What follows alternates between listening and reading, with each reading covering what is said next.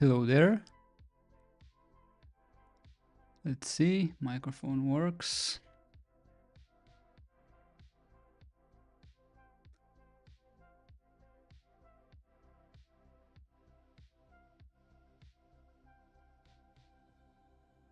Okay. Nice. Let's see the stream quality.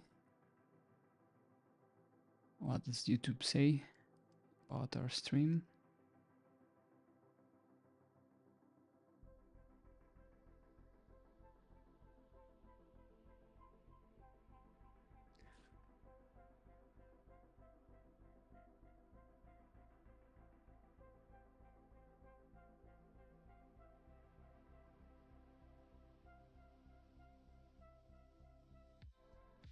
All right. Excellent connection.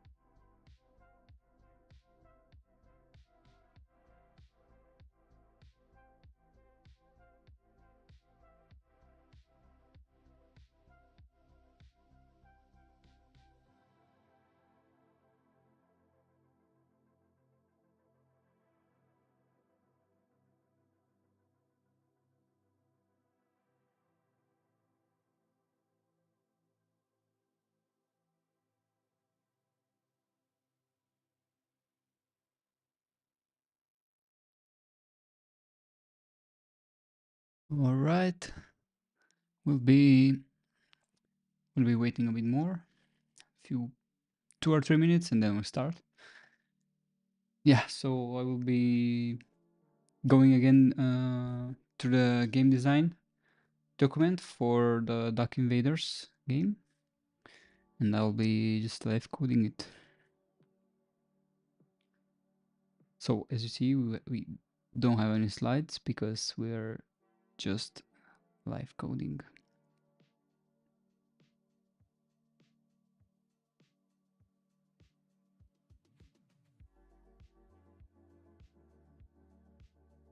Yeah, the minimal version. So I can send you guys the link here.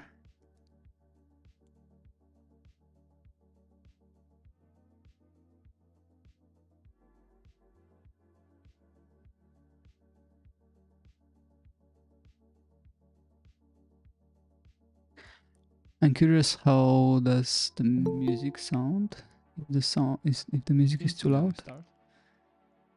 Yeah, so I will be going again to the game design. 1 second.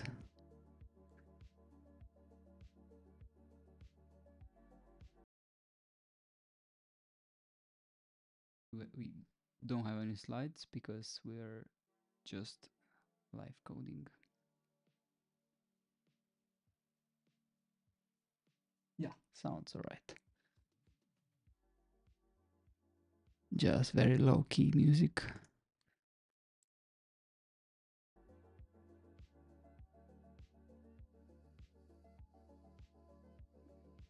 Hello there.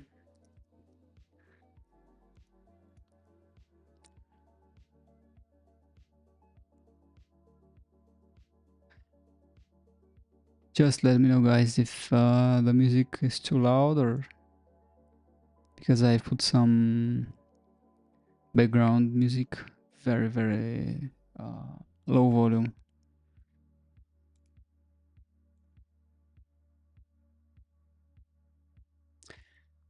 Yeah, I'll get right into the game design document again.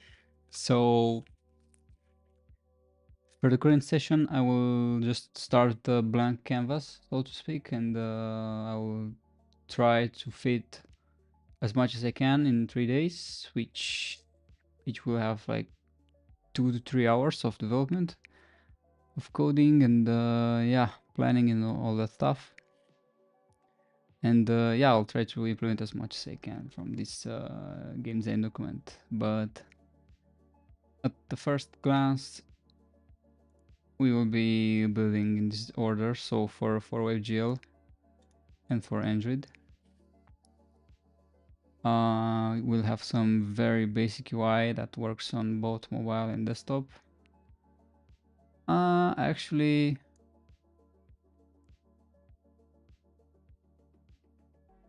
you see, I get ideas. So mobile would be nice to have, even though I say like, okay, we'll do also for Android, but let's also do this. Let's under promise and over deliver, or try to.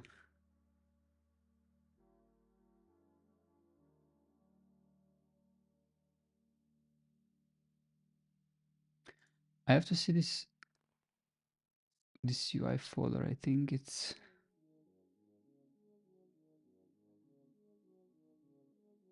let me quickly look.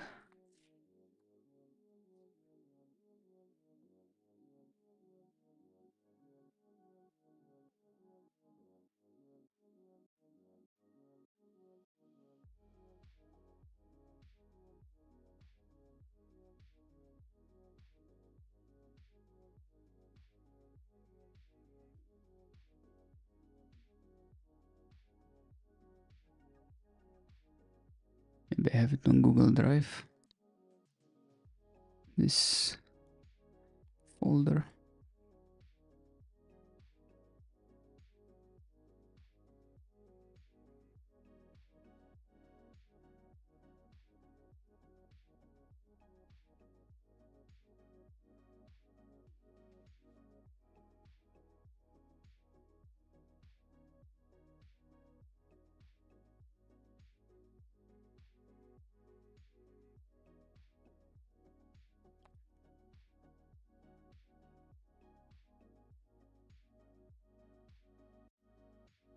Yeah, I don't know what this UI folder means. Let's just forget about it for now. Okay, transitions that need loading screen. Let's also make this optional and this optional. Yeah, we have our player. We have stuff that damages the player, so projectiles. We have enemies, and for enemies we have 3 types as the first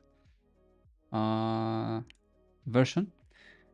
Then another type which is a bigger duck, and then 1 boss. And yeah, we have some mechanics where basically we have 2 types of weapons for the player. Okay. Enemies have a random chance of dropping. Okay. Some waves, and we have our first level for now. And we have an end screen, and we have some. Let's make this also optional. We'll have a scrolling background at the in the background, yeah, at the back.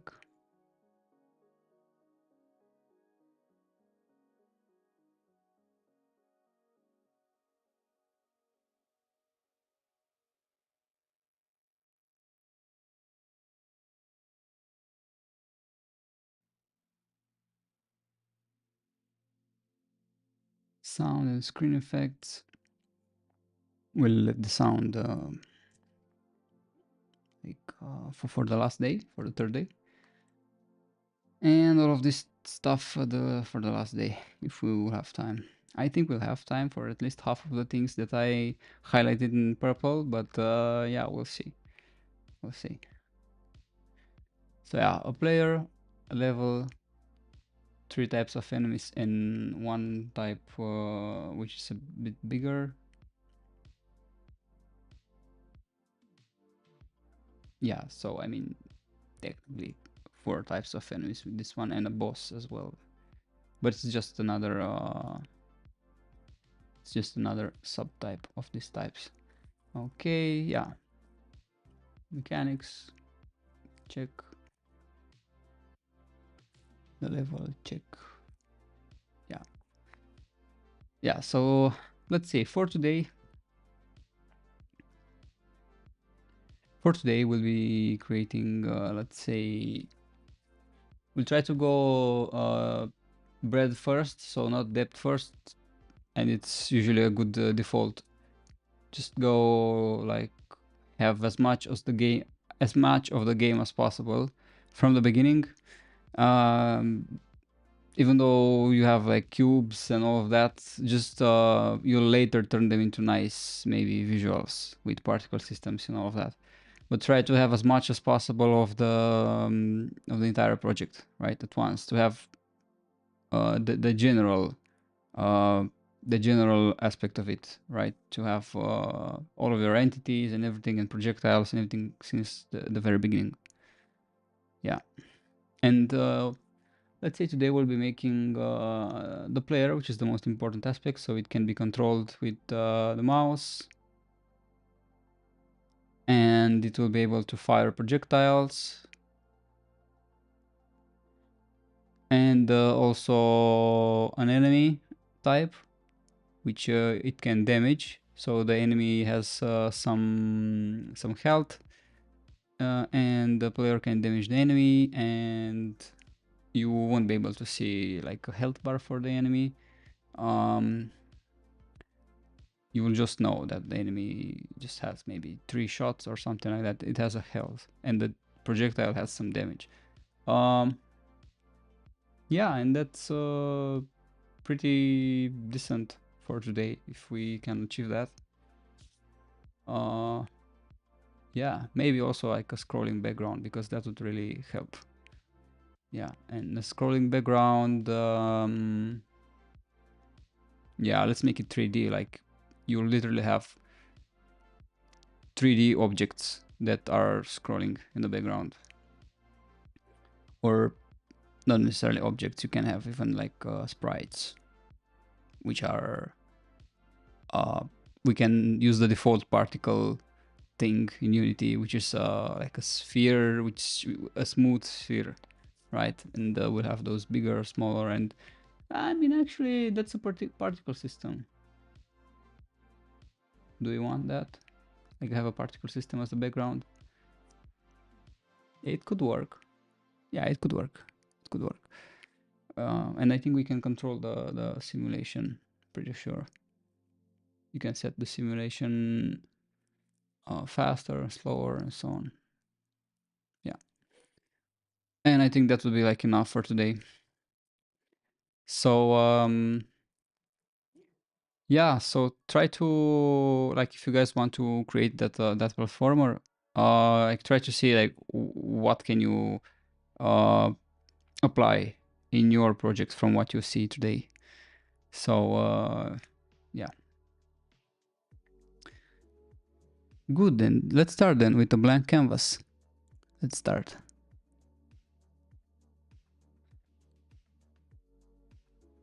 Good. Let's enter the Unity Hub, new project. We'll use this version of Unity.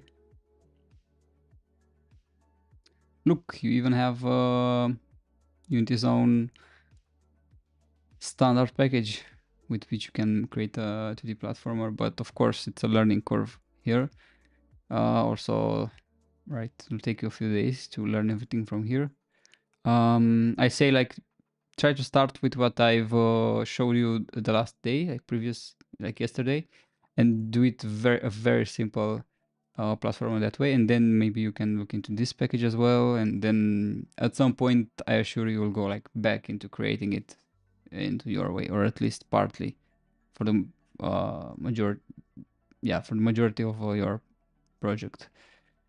You'll still use your own stuff, and you'll just take of just selectively take maybe 10 or 20% of the functionality and assets from here. Yeah, let's say I don't want templates. No, core. Oh, okay, core. They keep changing these things. I think it's this universal No. Yeah. 3D built-in render pipeline.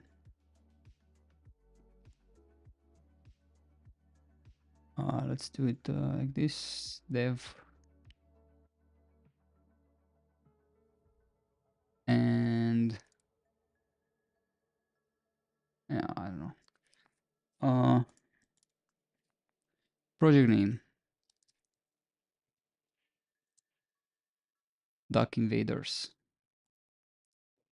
Don't check this. It's not yet something that you would use. At least I haven't found. Yeah, I haven't found a good use for it. Just use Git. Good. Duck invaders. Great project. What a nice thing to create a project from scratch. This is a luxury that you only have in your early career. I mean, at least that was in my case.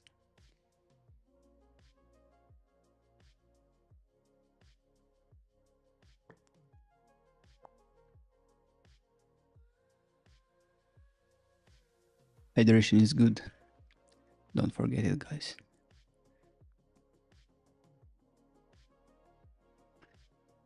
All right, and we have an empty project. Oh man, this is so boring to me. Good. Let's create our player. Or let's create our scene. And let's call our scene L1 from level 1. Let's create a player.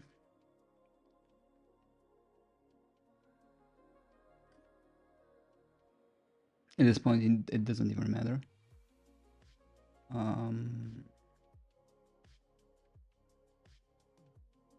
You know what? We'll create an empty and then we'll add like stuff to it. I mean, usually a 3D designer would do this for you, a 3D modeler, but for a prototype, I mean, we'll do it ourselves.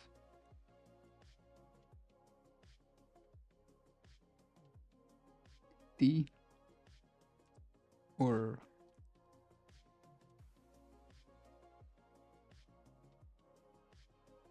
I mean, it should work with T. Why does it work? Oh, okay. And this is our player, so we can do stuff like this. Then add another cube.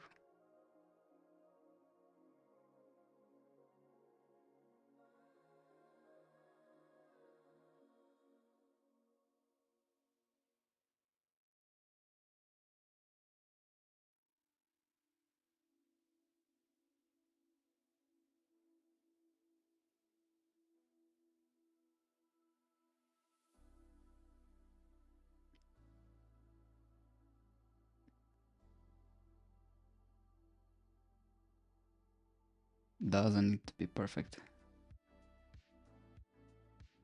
Yeah. So this is our player.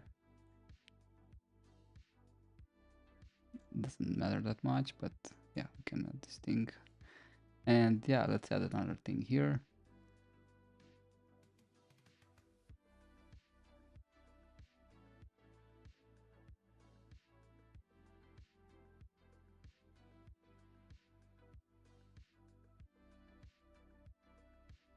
And yeah, now we have our player.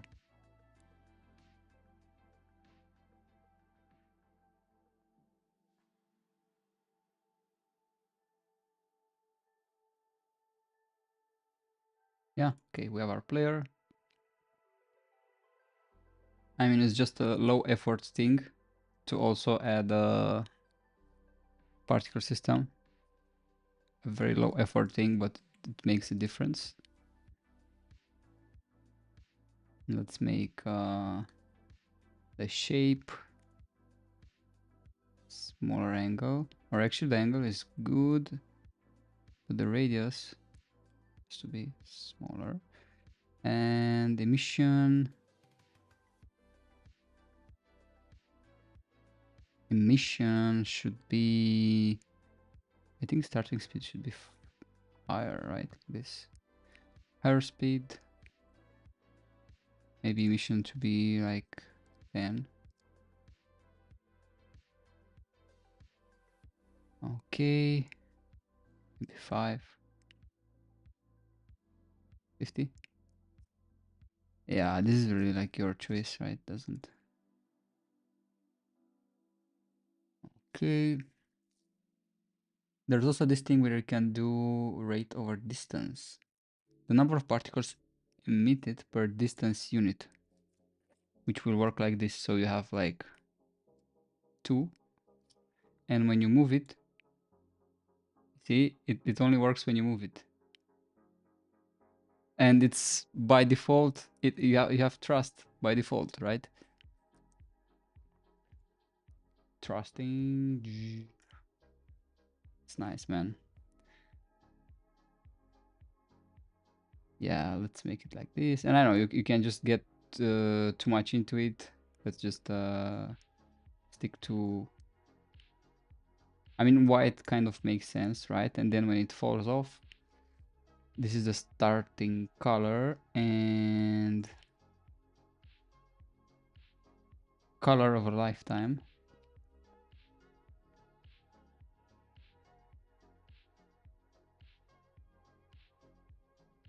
Let's say at the end we have like a blue color. I mean, let's have them like, it's not about the duration, but it's about distance. Start delay, lifetime. Oh, okay, it's about lifetime. 3 or 2. 2 seconds. And duration also 2, I guess. Makes sense. Yeah. Okay, and now we have our player. I'm gonna move. Yeah. I like it. And we have like maximum particles 1000. And you go like this. Yeah, I mean, it can start as this. Ah, okay, yeah, makes sense. Let's see nice skybox. Let's find a nice skybox.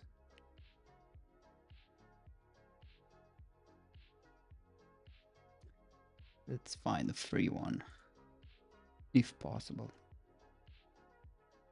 Skybox generator.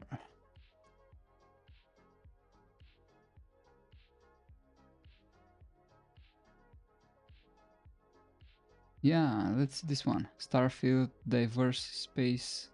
This one has nice reviews. Oh, you can interact with it here. Yeah, I like this one. Let's do this one.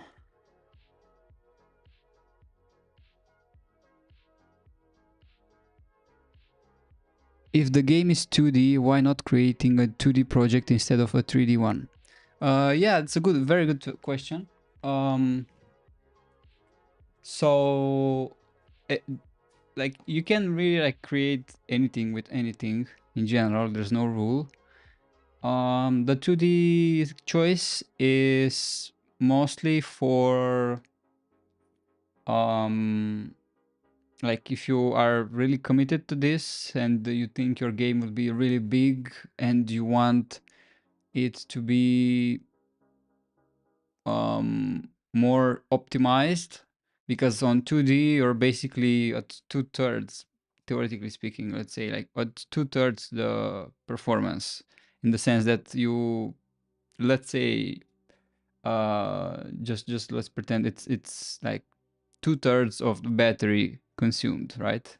You only consume 2/3 of your player's battery if they are gaming on a mobile device. than if you were like in 3D game, right?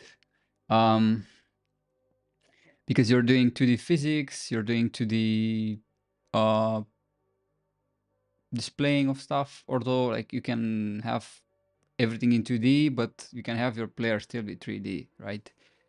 But I want to keep it simple because like 3D is the simpler one because all of the tutorials and everything are in 3D for Unity, and a lot of the content there is for the 3D.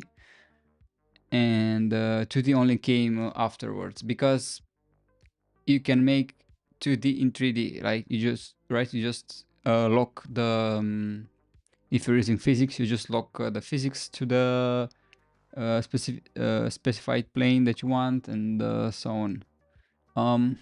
Yeah, and honestly, I didn't work with 2D that much, but in theory, it's just a simplified workflow than for the 3D, right? But when I'm doing it in 3D, I'm basically shooting two ducks and with the same bullet, right? Hitting two ducks with the same stone. Because you're also learning just the standard 3D way of doing things, which was the default setup of a Unity project. So at Unity, I don't know, 3 or Unity 2, you only had this mode. So basically, we are going like as standard as possible. Yeah. But the short answer is you can make in 3D, you can make a 2D game. You just put some constraints and that's all. And who knows, maybe I will want at some point like to go inside the screen and like change the camera and go like this, but I won't. I will probably not do that, but who knows.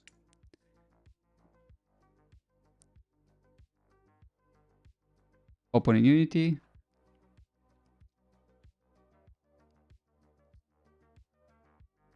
Download, and let's create, like I recommended, a plugins for whatever we download.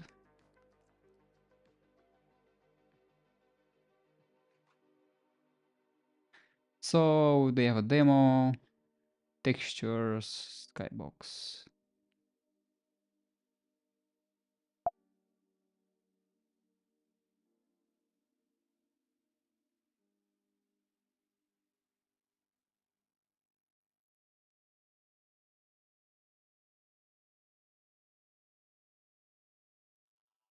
Okay, good. And you cannot put it right from the beginning. You have to manually put it here in plugins. And yeah, they usually it's the publisher name and then it's the asset name, but most of the time people only publish only one asset, or maybe just they want to do it this way. They just put the name of the asset and that's it. Let's say we have a demo scene. I don't know, do they also like, is it animated or something? No, it's not animated. Look camera. Oh, hold right mouse to look around. Yeah, and this is the skybox. It's just 6 textures which are combined as a cube, and it gives you the impression of infinite. Yeah, and if you move the camera, you don't see any movement. It's exactly like you would be in space. You move a little, but you don't see the stars moving. They are just, or you can see it as moving together with you if you want. And that's how it works basically. Yeah, cool. So if you go here in this scene, I think this one has the where is it? I think if you go in here, rendering, lightning, environment, skybox, yeah, and this thing lightning changes based on what scene you have selected. Window. I mean, we could also do this like rotate, make it like really dark if we want, but and yeah, we can make it so that the more you go to the end, the closer you are to the end, the more light there is, right? And then again, you see, they also did this thing. It's a procedural skybox, and I'm just changing the rotation of the directional light. Yeah, good. But let's just stick to our skybox. And look camera, yeah, this is just okay, a script for them. Window, or I think I already have it here. Yeah, I already have it.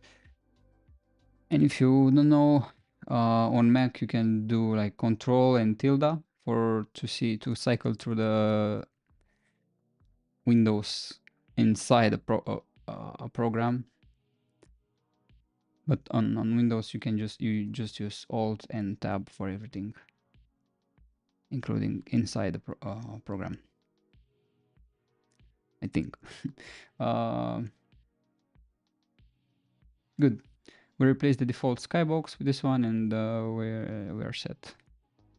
We can real-time shadow color. We can, yeah, environment lighting if you want a different lighting. Maybe you want it like this. Like you see, it's like a red thing. But no, we have like skybox is the source of our environment lighting, ambient lighting. It's called in shader terms. Yeah, this is our player.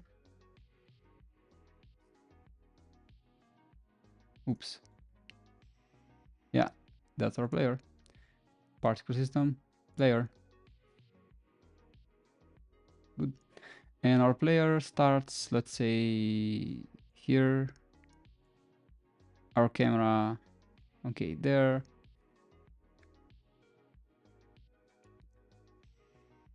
Yeah, and then we move our player. Bam. Yeah, we should make really this thing just the last one.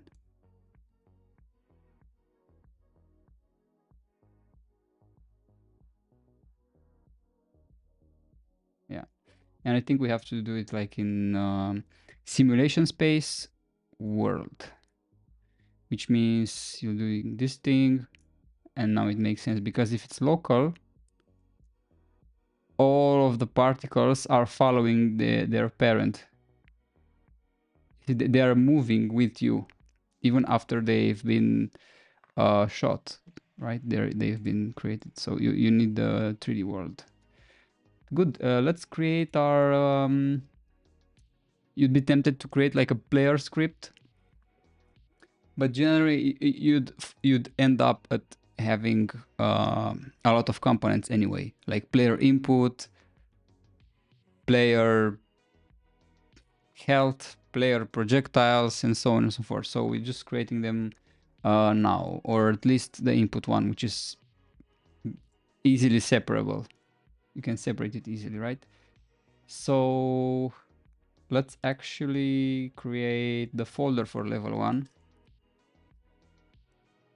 And we don't have like a scenes folder, because remember, we're grouping by stuff that are spatially or temporally close to each other. So the level one, then let's create the, actually let's create our first assembly definition so we can host our scripts. And a cool thing about it, so let's actually create the player. So this folder will contain everything for the player. So the player itself, its visuals and all of that. Hello, Colin. And hello to our 2 concurrent viewers on YouTube. Yeah, so in the player folder, we'll have everything that's about the player, right? Its assets, sounds, and all of that. And we'll just do, yeah, just player, right? Because it's our game, we don't write like duck invaders, yeah, dot player, because the whole project is duck invaders. So we'll assume that if like an assembly definition or a namespace doesn't have any qualifier in front of it, any prefix, it's ours, right? Whereas if we download an asset, it would be like, I don't know, Lucian assets dot the name of the asset or whatever, right? So we'll know that's from another publisher. Yeah, just player. And then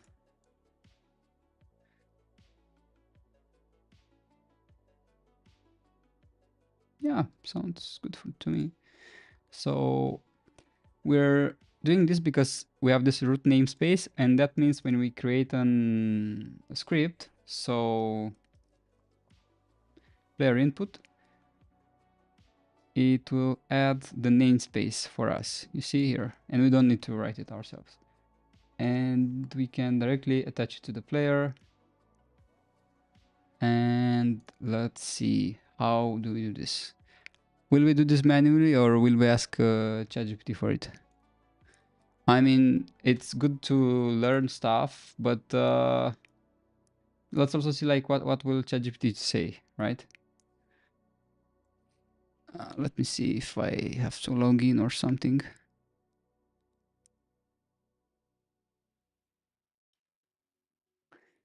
One second.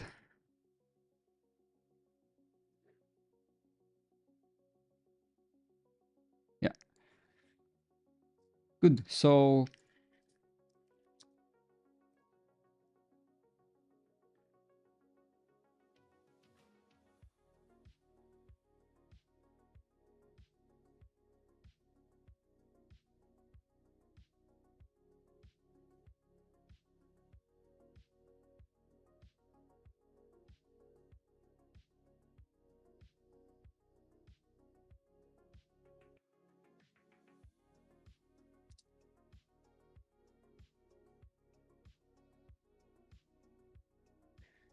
please make Unity player input script which controls a spaceship like in Chicken Invaders via mouse. Keep it really simple and lean. Don't talk too much because ChatGPT talks too much. And that's it. And instead of me writing it, I'll just be describing to you how it works because it's so simple that there's not a lot of ambiguity here. I'll just make these things private.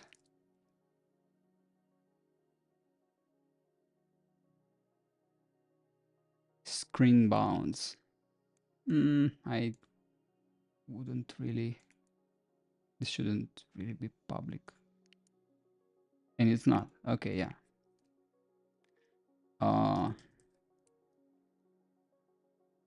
So serialized field, so we can see it in inspector. And what it does here, it gets the screen bounds, and let's see if it does it the right way.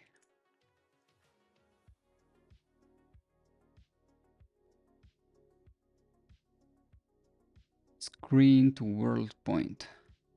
So it creates a vector which represents the width of the screen, the height on the X, right?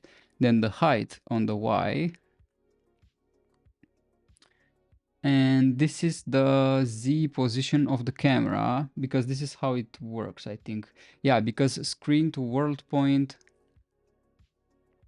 transforms a point from screen space into world space, where world space is defined as the coordinate system at the very top of your game's hierarchy. Yeah, meaning like when there's no parent, right? Returns the world space point created by converting the screen space point of the providing distance z from the camera plane. So from the camera plane, this might not be right here. We'll see. Yeah, and what this does, it gives you basically the bounds for like how yeah, basically it gives you the size. So for example, if it gives you like the 5 x5 and y10, it means you can go by -5 to the left and +5 to the right, and -10 downwards and +10 upwards. That's how it works. Like this is like a more advanced use case of this thing because uh, a simpler way to understand this thing is transferring a point from the screen space into the world space. And it literally, it's in the name, screen to world point. So screen space, what's screen space? Screen space is bottom left 0, 0, top right is width height, right? So a 2D vector represents the bottom left corner, which is 0, 0, 0 for x, 0 for y. Top left corner of the screen, it's can be represented by a vector 2 with x equals the width and y equals the height, right?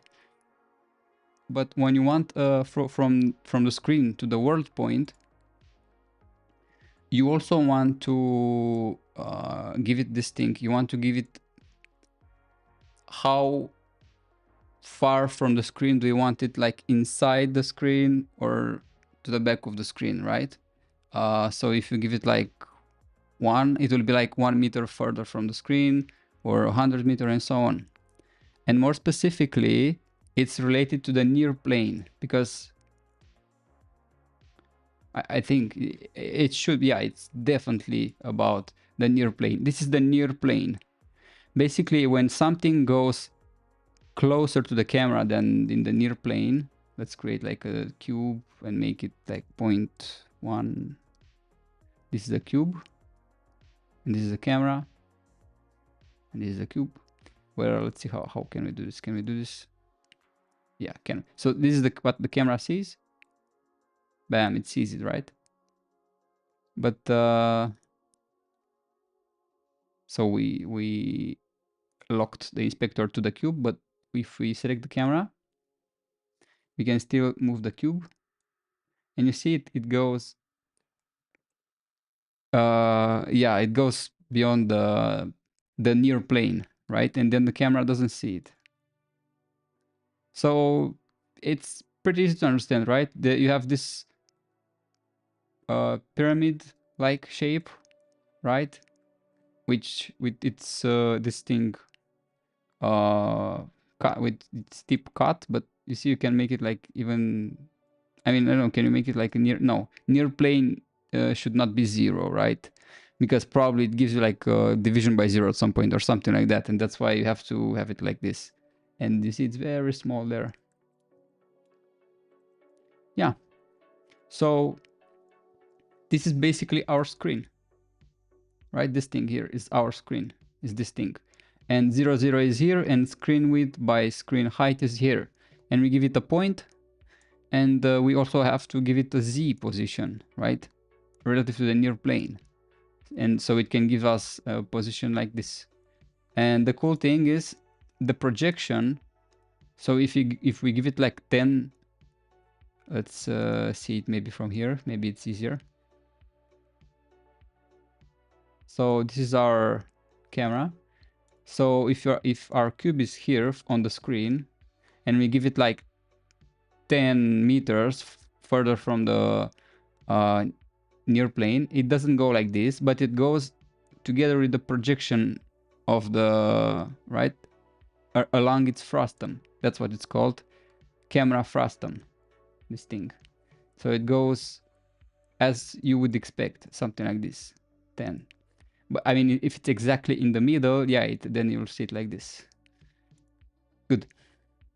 That's how it works. And yeah, that's how you get the world position of a screen point. And you'd actually get a vector 3 because it returns a vector 3, right? That's how you do it. And you'd yeah, I think it's let's see. Okay, by converting the screen space point at the providing distance z from the camera plane. Yeah. So if it's 0, it's on the near plane. Good.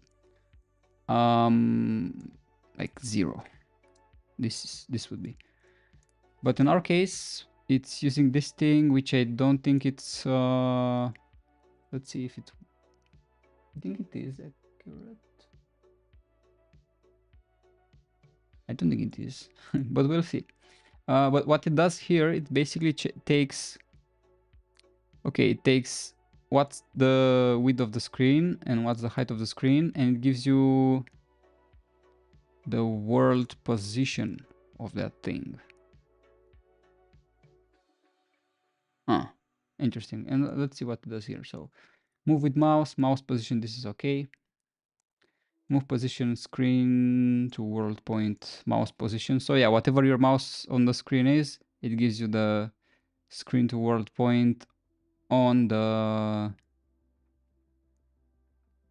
on the screen, on the near plane. So mouse position is a vector 3, but the z component of it is always 0, I'm pretty sure. Okay, you have mouse position. It should be like mouse position world space. This is the correct one, like to be more explicit. Okay, and I'm doing like and trying to not go over this line. It's not like the highest priority now, but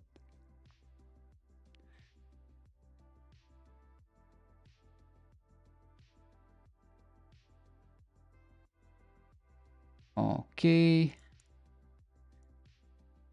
Target position. So we have the position of the mouse in world space, and target position is this x, this y, and z is the transform. Oh yeah, because we won't be changing the player's z position, we'll only be working on the xy plane. Then we're just yeah, using the same z. We're preserving the z. And yeah, what we're doing here, we're clamping the z, the x position. So we're saying, okay, x cannot go lower than. So yeah, we're clamping. This is what it does, like value, minimum, and maximum. That's what clamp does. So this value will be clamped to not be smaller than screen bounds, like the minus value of it, or not smaller than this, not higher than this, right? And with y the same. So yeah, screen bounds y and height. Good. So we are then assigning the position. And again, this move towards, right? So we get the current position. And we have the target position. Okay, yeah, we could have just done this. Right? But what they are doing here is they are smoothing this out, which is a nice thing to do. So instead of this, like it will be exactly like your mouse cursor. It will be exactly like your mouse cursor. But here what they are doing, okay, this is our current position and this is the target position. And let's use the speed, and it's almost like a sensitivity thing, right? So if the speed is 10 meters per second, we want to be moving from this position to this position by a maximum of 10 meters per second. I think that's how it will work. So this is the speed and this is the time, so meters per second. And this is how many seconds have passed since the last frame. And this basically gives us how much we should move this frame from the current position to the target position. And again, I'm not sure about this thing. So what it does, it's basically, so it gets it gets the width and the height. So it's like the top right position, or you can see it as a vector, because a position is the same thing, is represented the same way as a vector, just 3 numbers, and just you visualize them differently. You visualize them either as a position or as a vector with no origin, right? Like a force. So you should probably like visualize this as a vector, like going from the bottom left from 0, 0 towards the top right. Yeah, I don't know, GIMP is not that great, or at least I haven't learned it enough. Size, aspect ratio, angle, hardness.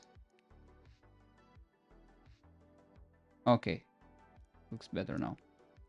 So this is your screen, and here is 0, 0, and here is width, height,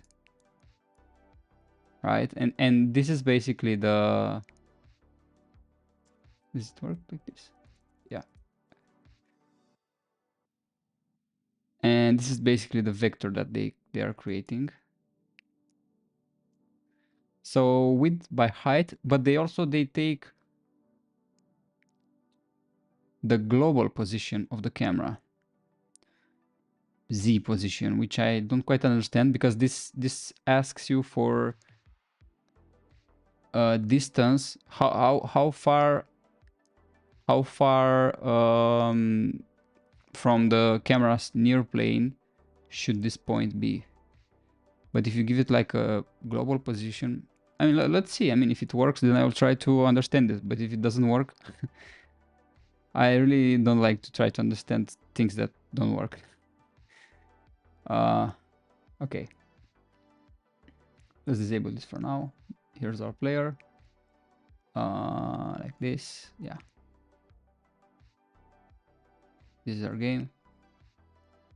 Let's see. I mean, I don't think it should work. Yeah, it shouldn't work.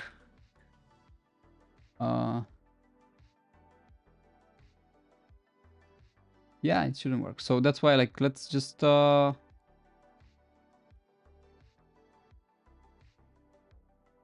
yeah, let's just, you know, not do this here, not clamp the bound for the bounds, just so we can have the current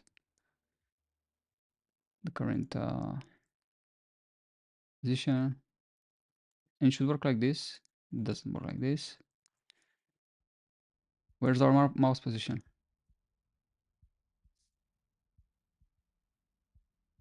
Well, let's debug it.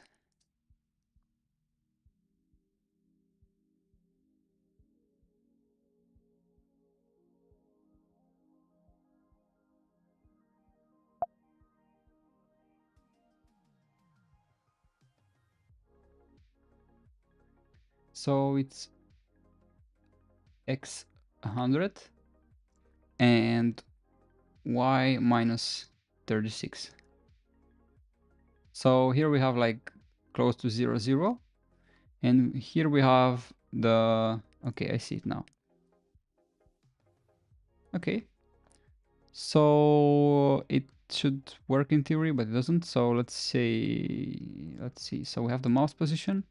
Then we do screen to world point.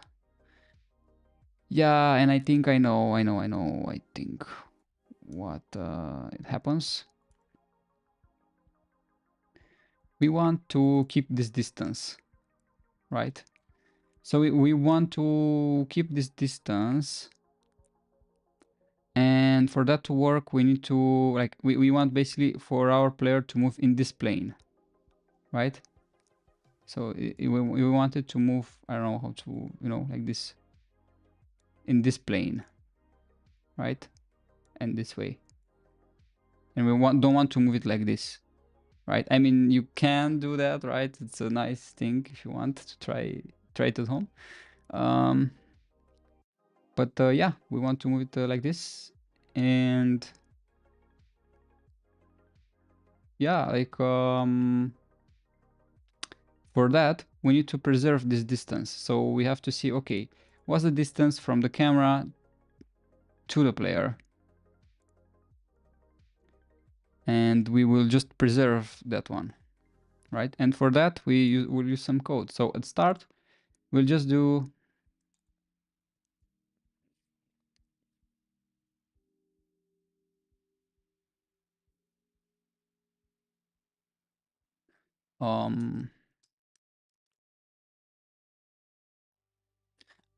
you know what? Let's do it like this. Float initial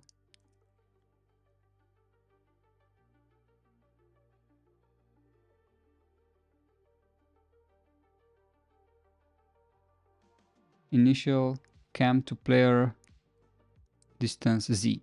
So the z distance from the player, right? I mean, even if the player is up, we don't like the diagonal distance. We only want the distance on the z component, like how far it is, like this, right? Like this.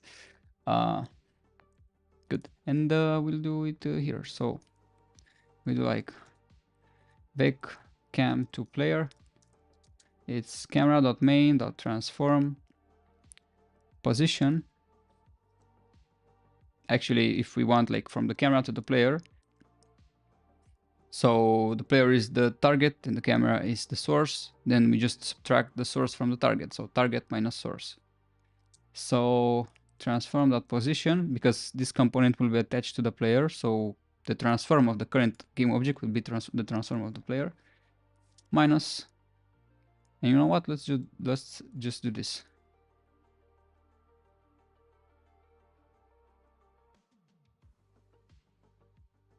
So that we can just write it like this. Or even better,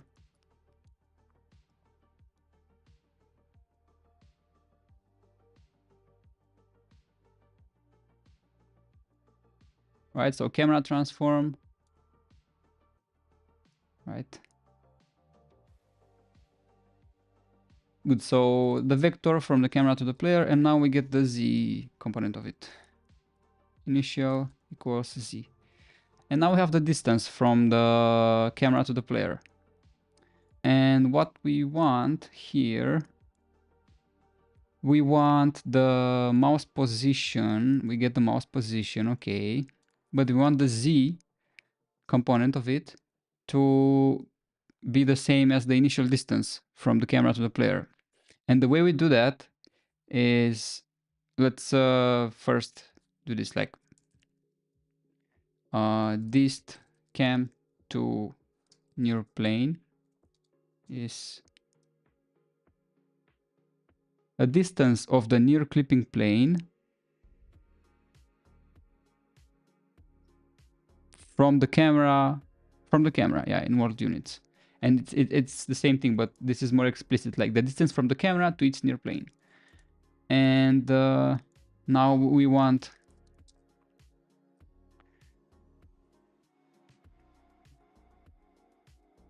and this is always like the local z component of it, like, but yeah, it doesn't matter, distance, right? And now we want distance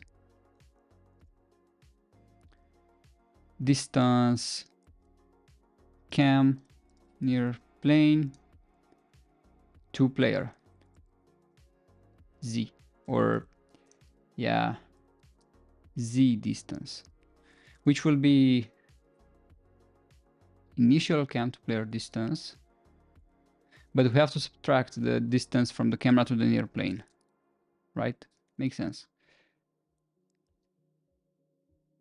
And now we set it here. Mouse position in world space. Let's put it like this, just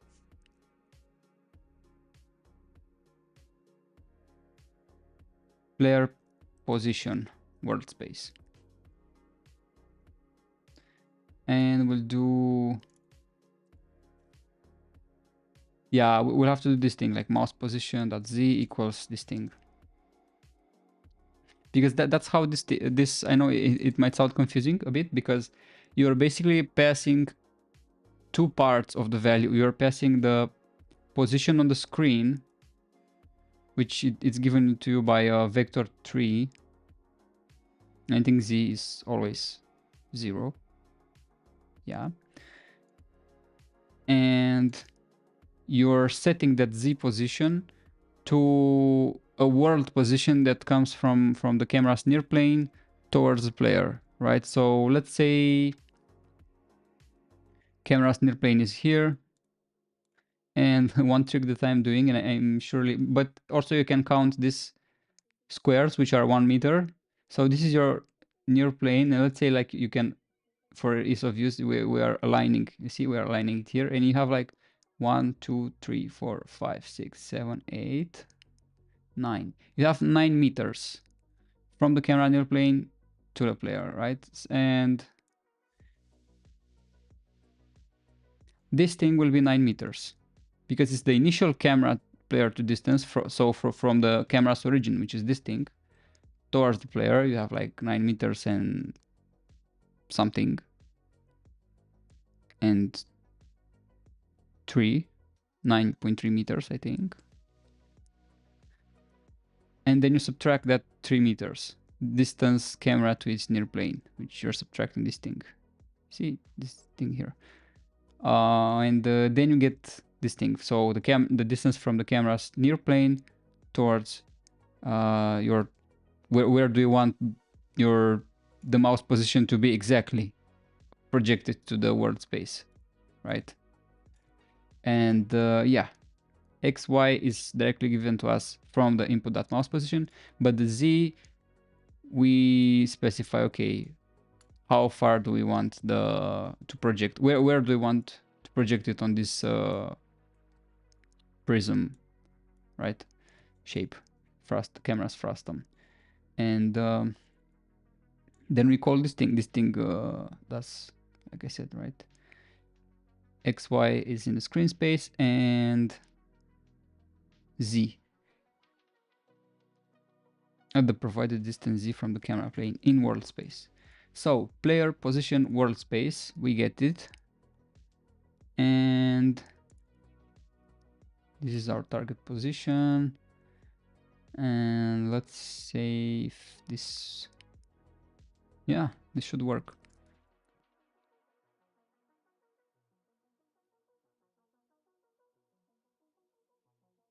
Yeah, see, and that's our maximum speed, and we need to make it like 20, let's say 20.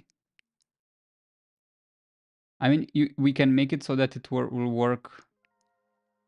Yeah, I mean, I don't know, does it work like outside the screen? I mean, you can go outside the screen. Oh yeah, because we haven't applied the bounds.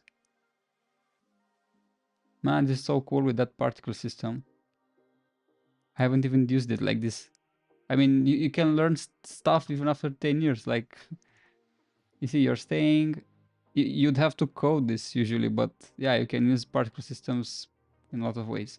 Yeah, 20 speed, I don't know, like, let's put like 50 speed.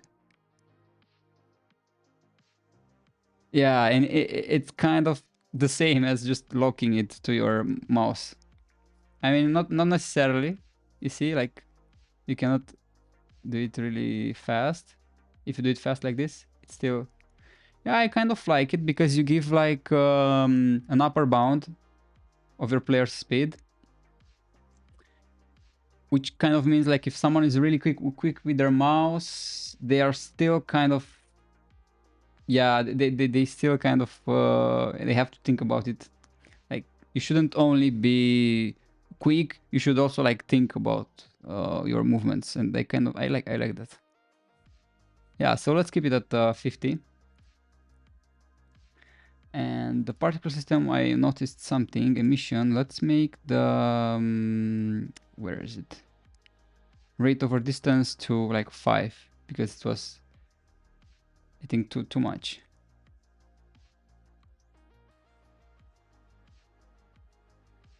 Yeah, I like that.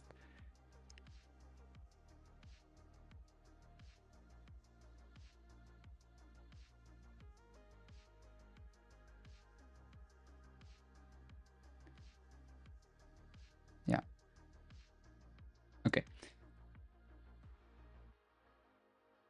know, maybe 0.5. You can spend the whole day here, man. Like, yeah. Good. So we have L1, we have the player, and let's make like the player to be a prefab because we'll be using it in multiple scenes potentially. So it's a prefab. Okay, we have our player now. So what else? Let's make the player shoot, right? So let's create a projectile. And I've learned this from a guy, Alex, in 2013 when I first worked with Unity. If he'll ever watch this lesson, this course, he will be very proud.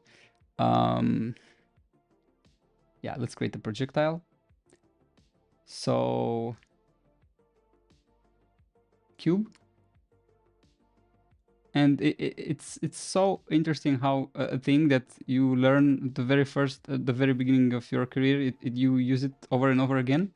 It's just a thing that I'm maybe I wouldn't even know about it if he didn't if I haven't seen it with him. So yeah, let's make the projectile, and let's make the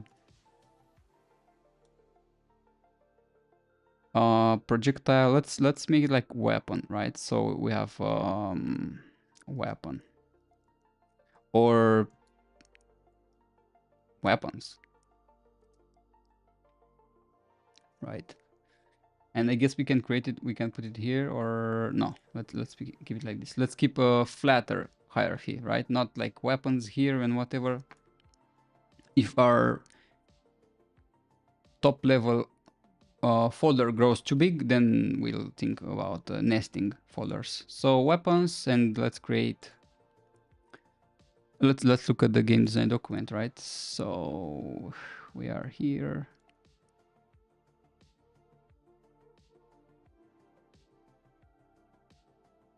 Okay, mechanics. Yeah, laser.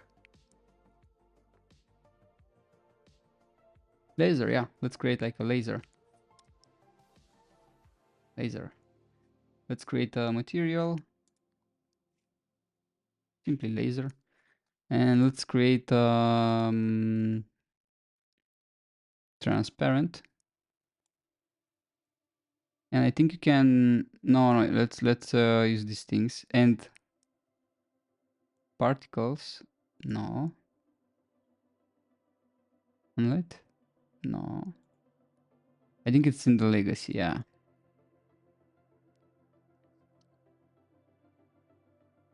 Particles additive, yeah. And what this does, this is a nice thing. Let's add it to the. So we have a weapon, but we also have a projectile. So we have like laser is the weapon, and this is the projectile of the weapon, right? So let's like create laser be the weapon. Let's put it at 0, 0, 0. It's a good practice to put your objects at the 0, 0, 0 position. Laser projectile, again 0, 0, 0. And also like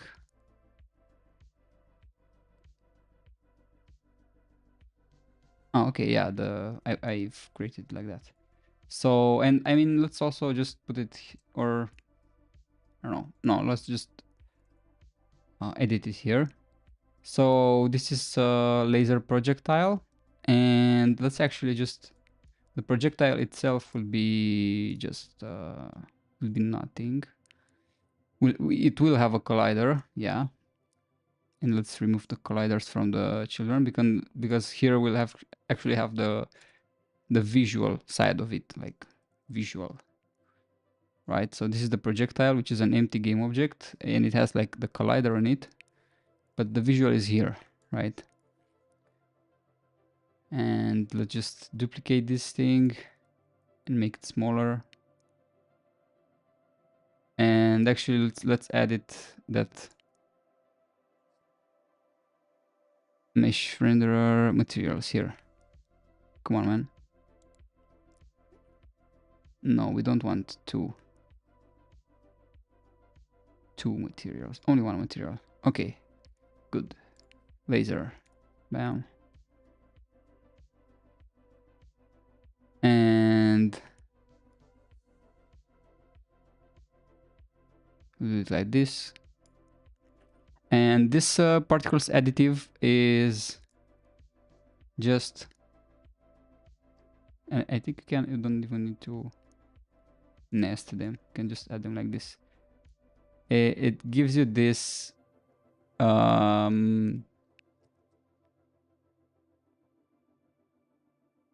it gives you this thing like in Star Wars, you know, that laser thing.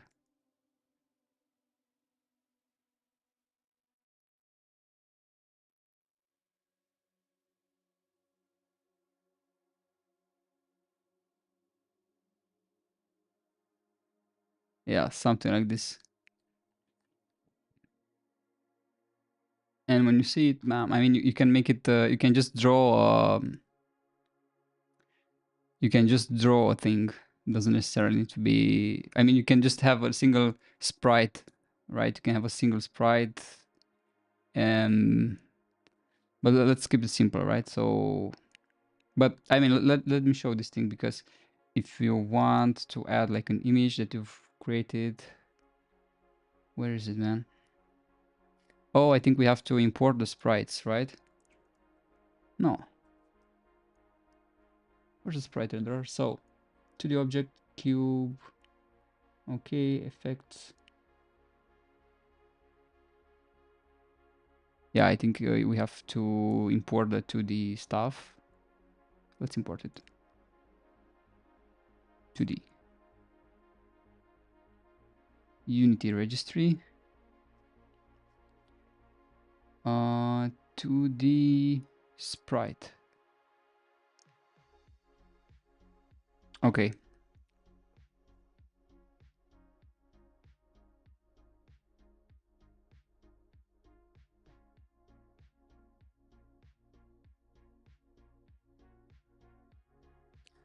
Okay. Good. We've imported it, and now we can add our sprite. So the sprite would be, where is it? 2D object sprites. Just the sprites I want, man. I don't know really. Just like this sprite. Yeah, okay.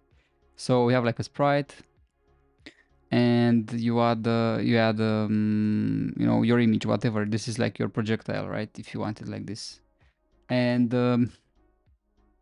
yeah, I'll put it like here, and restore it, right? And this is your like projectile if you want it to be like an image with your thing, right? Good. Let's see if we can make this better, like, I think. Oh yeah, now we're talking.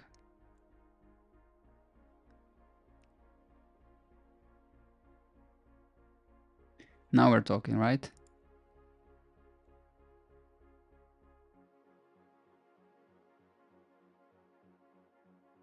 Okay.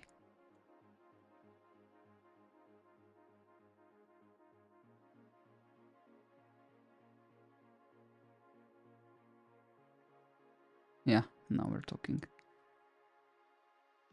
So this is our projectile. I mean, let's make it, or should it be blue?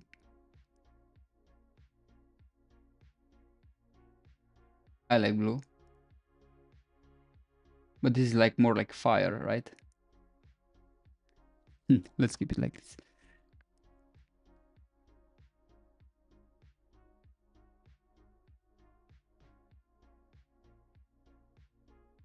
Yeah. Should we make it like this? I don't know, let's see.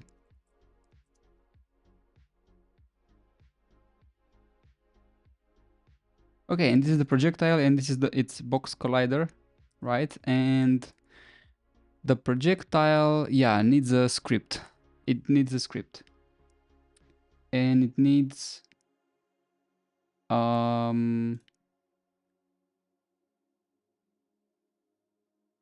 weapons, laser.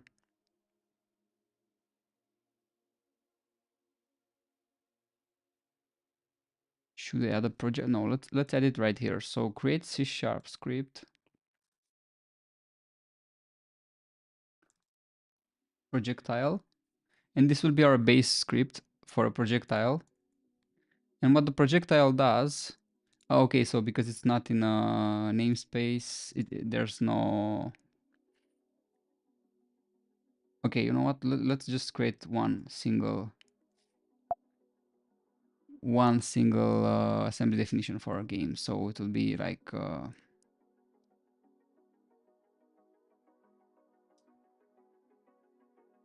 yeah, let's actually call it that way. Yeah, duck invaders. So we change its name, we change its root namespace, and then our whole game will be like this. Player input, we'll have it like this. Duck invaders. And the projectile, let's just delete it because I'm lazy. Now I'll create it again. So under weapons, we create our C# script. So a projectile, what the projectile does, and this is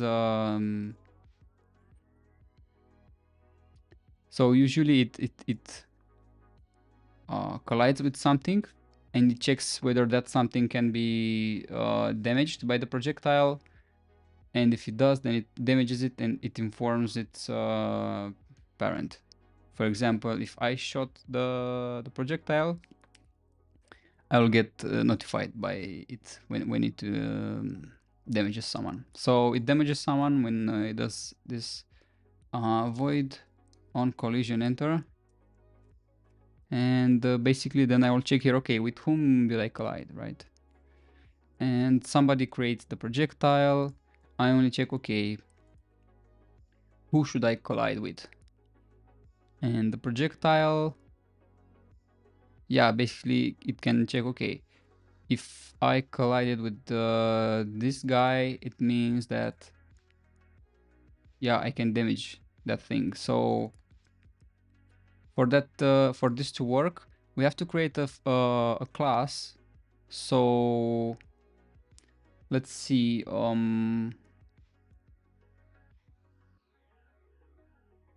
yeah, let's just create a C# script, and it will be called I damageable, like this, or damageable.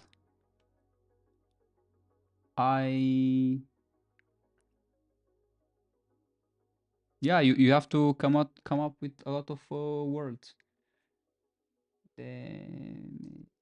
Damageable. Let's see. Damageable. Damage ability. Yeah, that's what the thing comes from.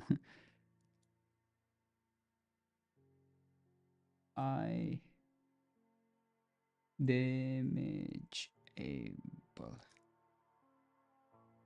Right, and I damageable is an interface. Because that's what we only need something to damage here. And we'll do collision dot game object dot get try get component I damageable out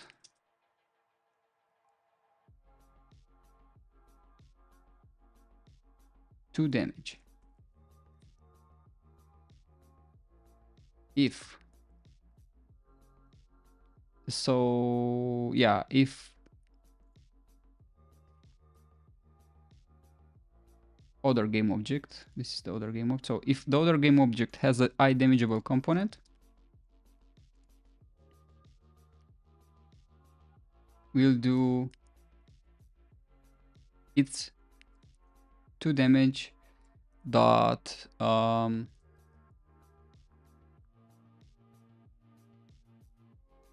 receive damage from us.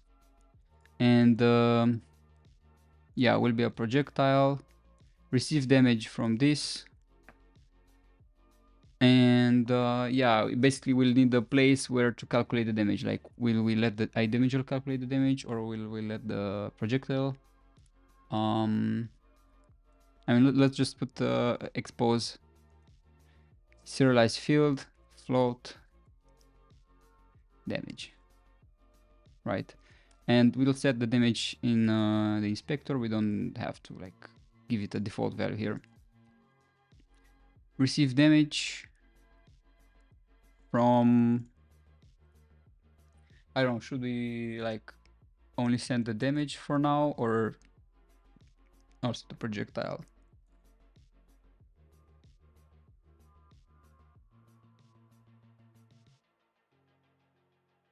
Let's keep it simple, receive damage. Bam. And we do like Alt and Enter or Option and Enter, generate method in this interface, and it's like an easy shortcut. So it generated for us and we don't even have to do anything. Usually it would have generated like this if this was a class and we would have to do stuff there. So yeah, and oops. Receive damage, and that's what our projectile will do. Receive damage, and yeah, we'll have like a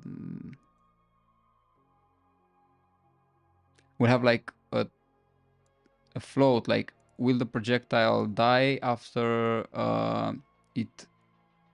after it sends the damage to the first thing, or will it continue to damage other things, right? And that's how you create other projectile types, right?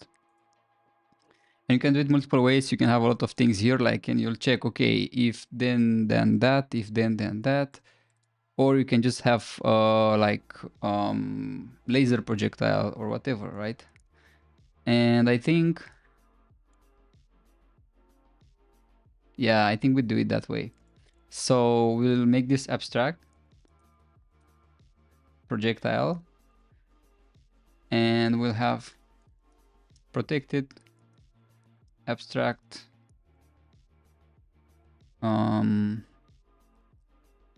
void apply damage to iDamageable. Yeah. Yeah.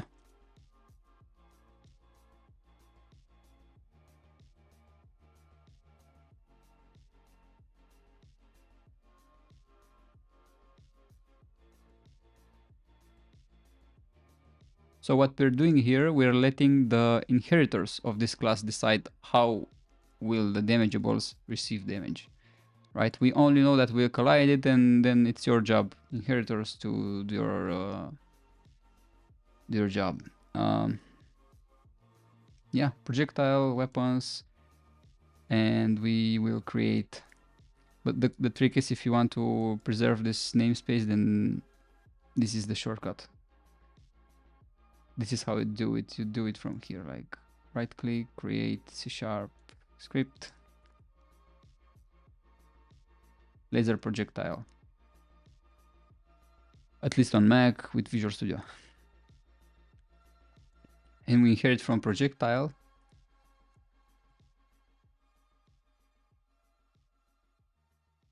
Implement abstract class and apply damage. And we'll simply just apply damage. And the laser, let's see, the laser will, I mean, in theory, a laser doesn't get destroyed when you hit something. I mean, it depends, but let's say it gets destroyed. Oh, receive damage. Receive damage. And I mean, let's even, I mean, in general, a projectile has a damage, right? So even if it's an area effect, it has a damage. So let's make it, or let's make it like this. Protected.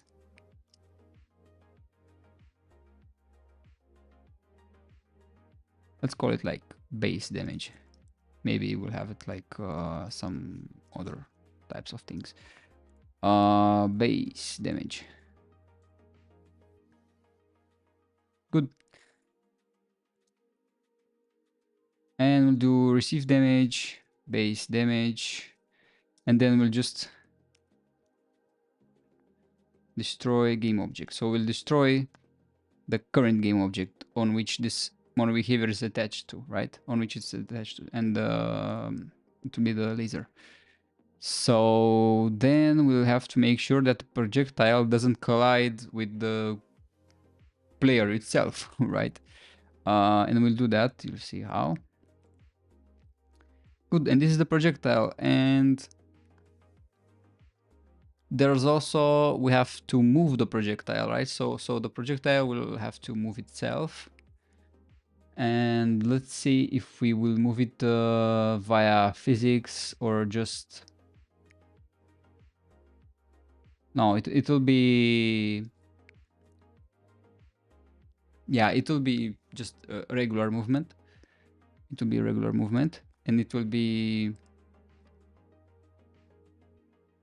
on fixed update.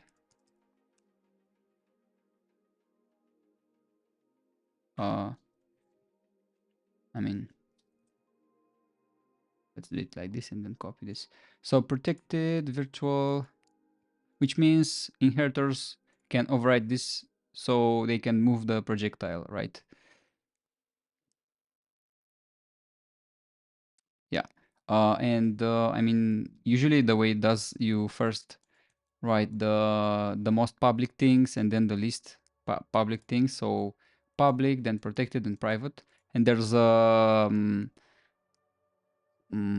exception here. So whatever has to appear in the inspector, you put first serialized field, because this is our kind of some you can think of them as inputs to your class, right? From the inspector. Good. And you have like fixed update, and yeah, I mean, the simplest way is you just move your projectile, and your projectile has a collider. And let's also do that, like you'll get the collider from the projectile. Let's do it in start.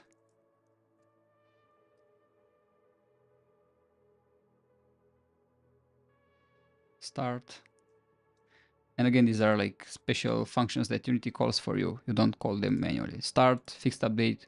And we are using fixed update because we'll be dealing with physics, or we might be dealing with physics, and we want to move the projectile in the physics loop, not in the update loop.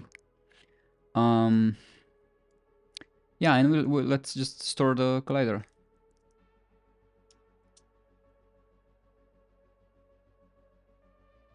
Collider. This is how you can do it as well. So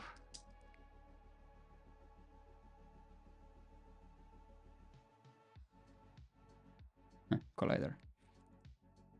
So you can write it this way. So this is like the type, and this is the name of the variable, or the name of the property, and you can do that, do it that way. And the reason it's different here is because we need the field. You can only serialize field if it's an actual field. But this is a property, so this is like a method. Like this is something that's only in C#. Usually you'd have something like get base damage, right? And you do return base damage. That's what you have like in Java, in C, in other places. That's if you want encapsulation. But C# has this thing, which I think it's nice, when you have a property, right? And you don't call this, and you just write this. It's better. Good. So that's our collider. And do we need our collider?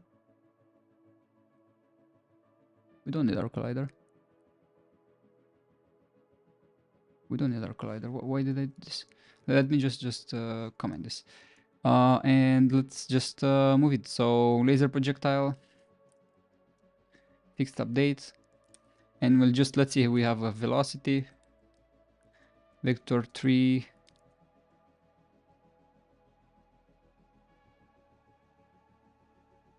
And let's say our velocity is constant, up, because we're going up always. And we'll just do this. We'll have a speed.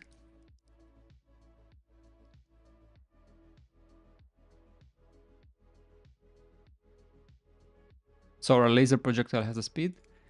And we are just doing this. Oh,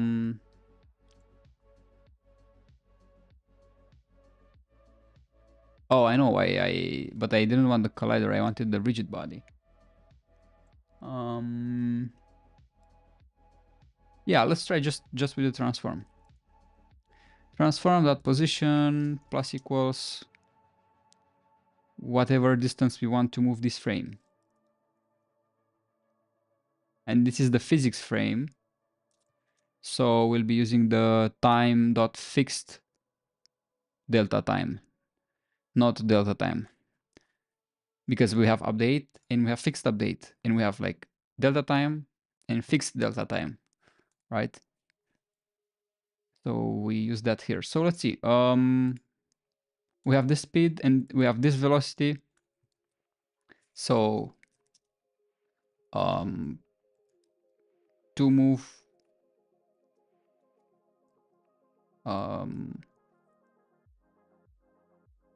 move per second is velocity times speed. I mean, it's not velocity. Velocity already has speed, but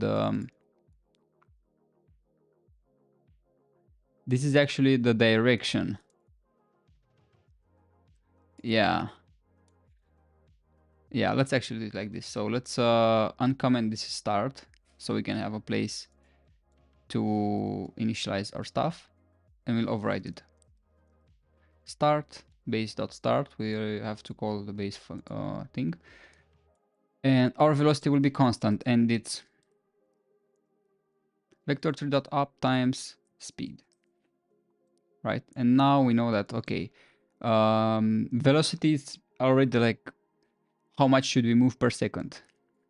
So we're doing, to move this frame, velocity times fixed delta time, right? Because we're in fixed update. And basically we increment the position with that thing. And now we are moving our laser projectile. And if another projectile uses the same functionality, we just move this thing to like projectile mover, or we might just copy it.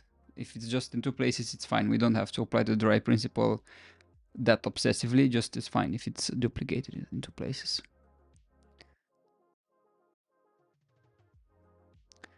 Hi, what kind of game are you making? Hi. Duck Invaders.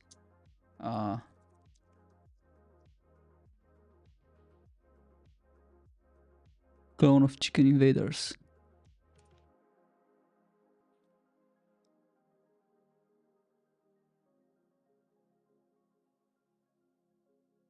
Okay.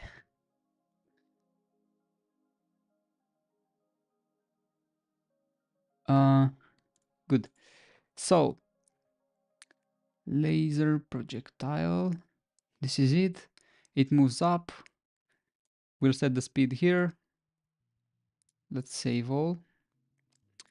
Let's go this side for a while. So this is the laser gun.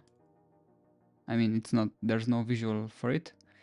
And this is the projectile, and actually the projectile will be a separate prefab. So it'll be a separate prefab, and it will have the laser projectile on it, and base damage, let's say like our player will have health 100, and I mean, yeah, let's keep it like global. So enemies will have a health of, let's say, like 1, 2, or 3, and the projectile has a damage of 1, right? And a speed of 1 meter per second, I think maybe 10 meters per second, 15 meters per second. Yeah, let's say. And yeah, Let's see. So you can even try it now, I think. Yeah, I think you can try it now. I can put it here and you can see it. Let's actually laser projectile, right? And in the prefab, let's set the y0. So it's good in the prefab to have the neutral position and rotation. It's just good practice. Let's just start the game to see the projectile. It it collided with the player.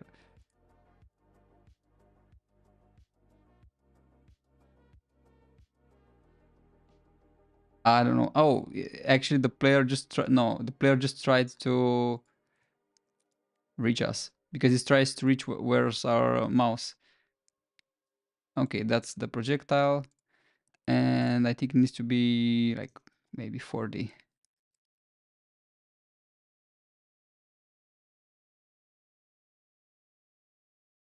Yeah, makes sense, I guess. And let's apply this 40 to the prefab. So it applies it to the actual asset here, right? So when we again put the laser projectile here, it will work as expected. It will have this speed.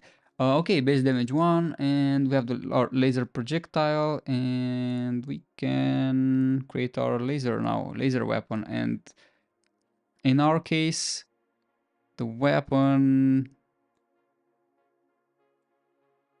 So we have projectile, and let's also like create the weapon, which will be a very simple empty class for now, but we'll surely upgrade it later.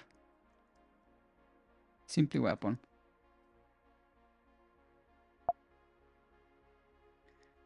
Weapon, and it has the weapon has a projectile prefab.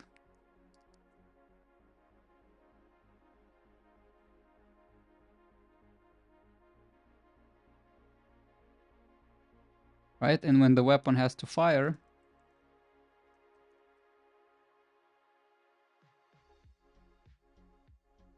basically it instantiates the prefab.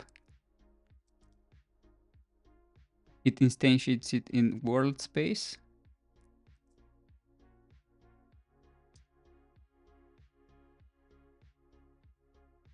And when you instantiate the game object, you get a game object. And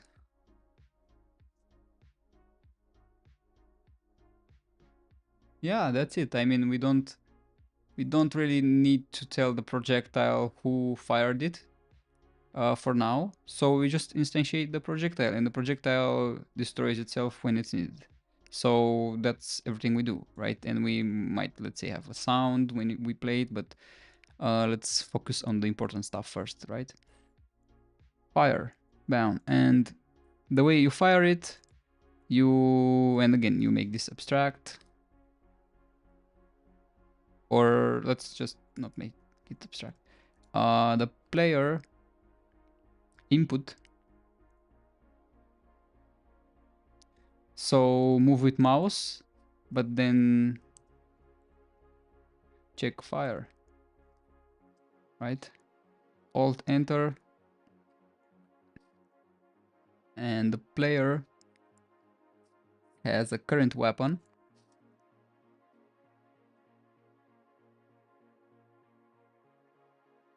And let's say it has a default weapon. So there's someone that decides what's the current weapon of the player, right? And it already, this script has too many responsibilities. So let's create actually the player now.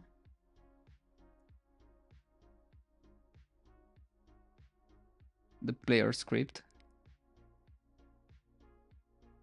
So the player script will have to have this thing.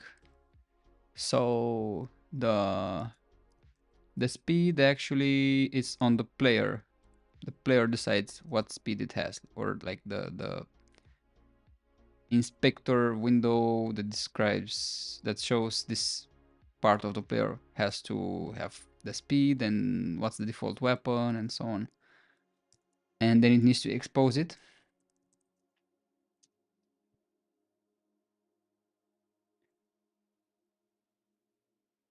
Because our input will have a reference to our player. And for simplicity, or no, let's just put it here. So serialized field player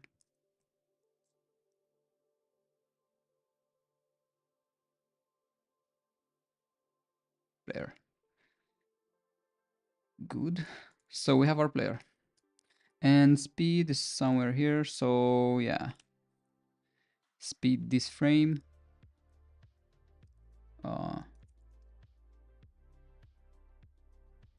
Equals speed times, which we're replacing this thing here. Okay. And the player has a current weapon. Because the input doesn't care about the player, it cares about its weapon, but it like input doesn't really hold the weapon, right? The player holds the weapon, which makes sense. And we have to do it like this. So we have the weapon and we expose the weapon.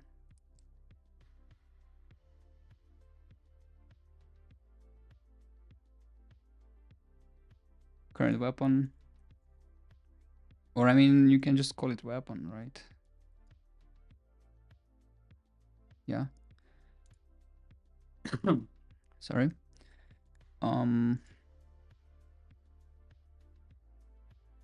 Yeah, weapon is better. It's kind of implied that it's current. And we need a way to set what's the default weapon, and let's say, yeah, let's just give it here. So we have a serialized field default weapon, and in the start we are just instantiating it. So weapon equals default weapon,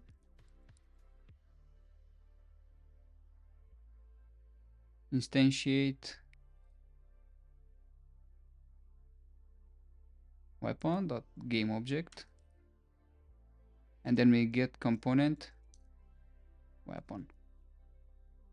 And of course we have to instantiate it to us, to the player, so the weapon moves together with the player. Okay.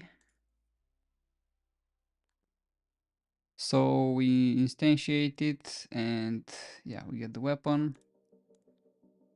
We have the weapon, and let's say, should the player expose the weapon to the input, or should, yeah, it should expose it. Let's say it should expose it. And then it means check fire. Let's put it in order. So if this is first, let's at least if you get like too complex, then it might not be possible, but currently it's possible. So move it mouse, then check with fire, and you also like their implementation should be like in order. Keep it nice. Check fire. So if input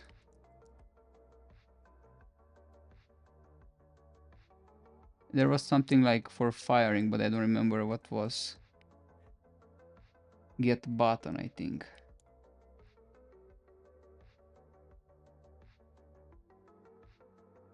No, I think you have to create it.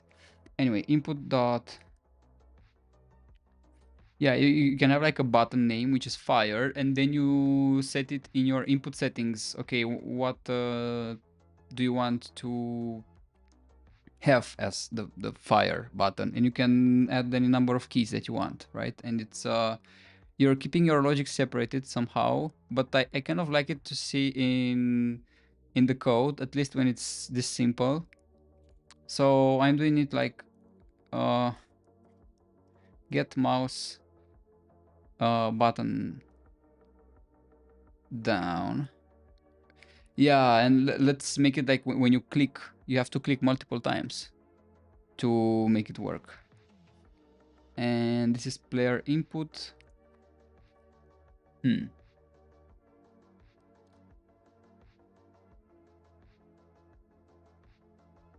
Yeah, so you see, because multiple weapons some weapon can be triggered when you click the button, but some weapons should trigger constantly while you have the button pressed.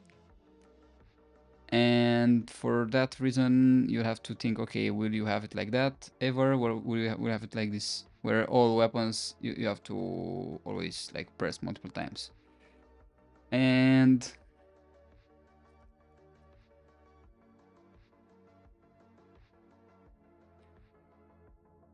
let's, I don't know, should we do it like this? Let's first make it in the simplest case. So get button down, or get mouse button down 0, which is the left click, player dot weapon dot, oh, nice,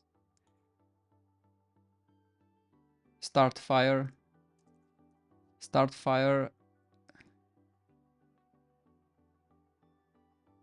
end fire.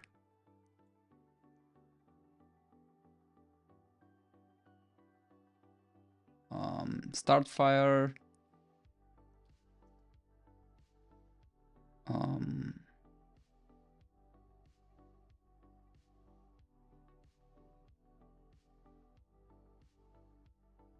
so you have this thing when you click the button, and then when the button is being clicked, and then when you release the button, right? And your weapon decides when it will actionate, when it will, yeah, when it will send the projectile, and so on and so forth. And in this case, we're good. So let's get the shortcut to the weapon.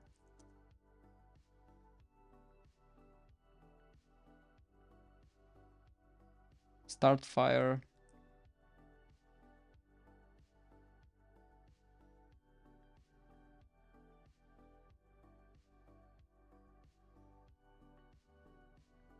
Else if get mouse button. This is true as long as we have the button pressed. So first frame, this is called, then the next any number of frames while we're keeping the mouse pressed, this is called. And then again, get mouse button up.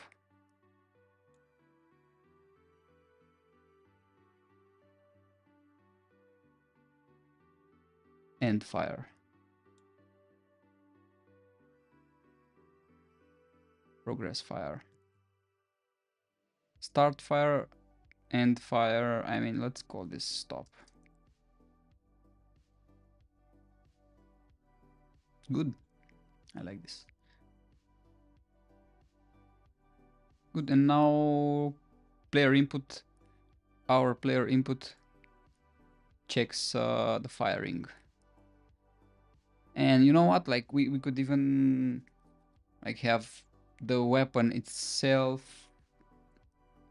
No. Because the weapon is instantiated and destroyed, and we don't know which weapon it is. So yeah, our player input has a reference to the player, and it gets the weapon, and it starts fire. And we have the weapon, and yeah, because this should be abstract.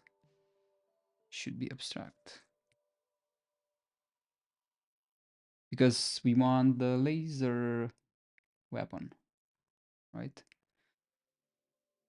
Let's create it.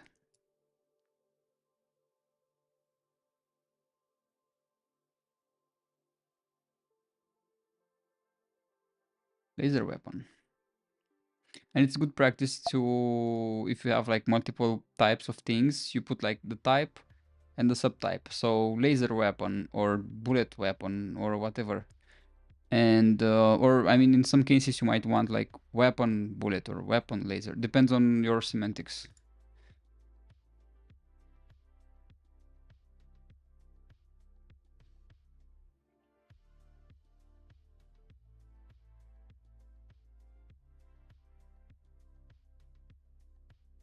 And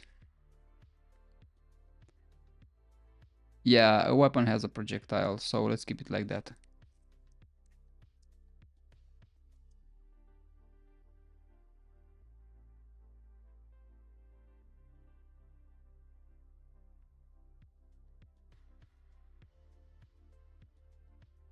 Okay, so we basically expose this thing, the projectile prefab, to all the inheritors so they can instantiate it. Bam, so we override the start fire. Oh, okay, they are not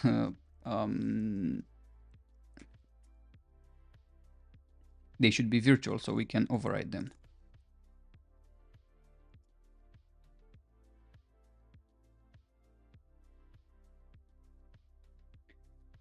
Start fire, and we do, where is it?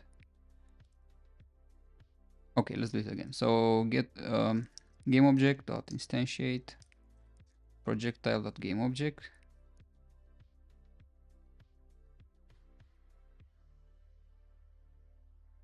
projectile prefab dot game object, and the projectile is in the world space, so we don't have anything to yeah, we don't have anything to I mean, we should put it the same position as the player, as the weapon, right? So yeah,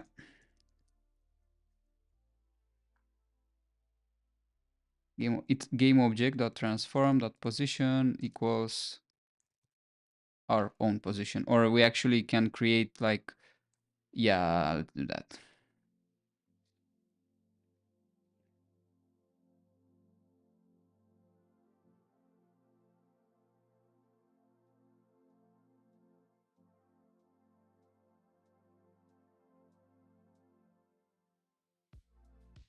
So the point where we want the projectile to spawn, right? Because our position can be in some place, but maybe the weapons. So we are a weapon in this case, right? We are like inside the weapon class. But the point on which we want the projectile to spawn might be different. So we have the projectile spawn point, or spawn transform. Let's put it like this. So spawn transform, and this is a cool trick because we want to basically set the rotation and the scale. And the way you set the local scale, the scale, it's always through the local scale. So this way, let's see, can we do this? Anyway. Yeah, so our projectile will have the same transformation as our spawn transformation. Projectile spawn transform, yeah. So it will have the position, the rotation, and the scale. Yeah, good. So that, for example, if you want our projectile or a weapon to use the same projectile but bigger, we don't have to create another projectile prefab. We will just make this bigger. We'll increase this transform scale. You'll see. Maybe, I don't know. Yeah, okay. Laser weapon, we have it. Player input, when we press, when we fire, it calls start fire. The laser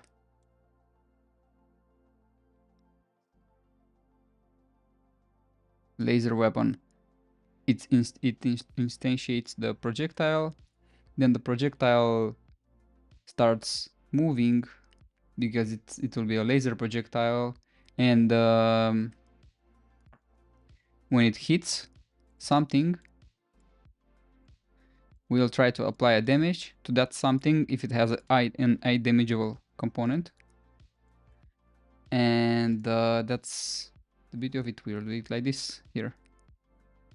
Player is a mono behavior, but also implements the eye damageable interface, right? And yeah, it's public, but I like to do it this way because nobody will call it from publicly. So only when you have an instance of an eye damageable thing, an eye damageable variable that points to our player, we are executing this thing here. Let's remove this thing if we don't need it. We will need it, but let's remove it for now. Receive damage, and in order to receive damage, we need a concept of health. And let's just print.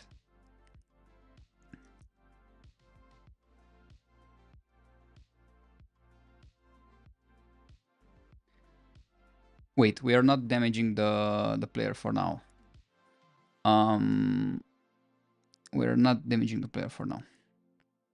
Good. But let's keep it like this because the player will be damaged by other projectiles that chickens are throwing, by the eggs, basically.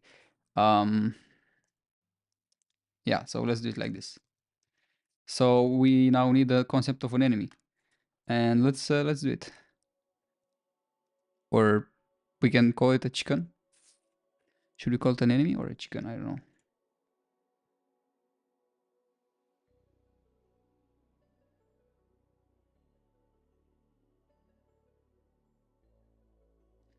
Let's call it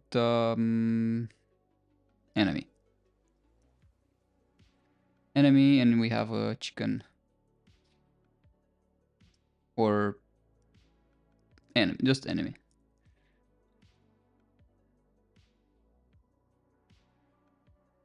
And our enemy is also an eye damageable.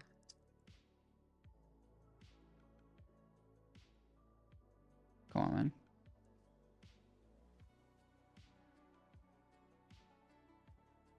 And we'll just do this thing with it. Right, it's an enemy, and that's all it needs for now. Okay, let's see. So we have a laser projectile, and it's a prefab. Okay, we have everything set up here, all the overrides. Okay, then we can just delete it or just disable it for now. Then we have the laser weapon. So we had like a weapon. The projectile prefab, we shouldn't like put it from here. We should take it as an asset. Projectile spawn transform. Okay, so let's take the laser weapon, for example, and it's not visible, but let's add it like, I don't know, let's edit the visual representation. So again, a cube, because it's the easiest way to show something. And basically the laser would be parented to the player, but let's, for simplicity, look at it here. And this is our laser. The laser is visual, and I don't know, should we put it this thing here? Why not? Yeah, so this is our laser now.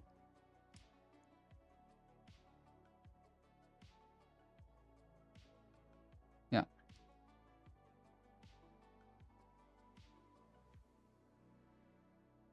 Yeah.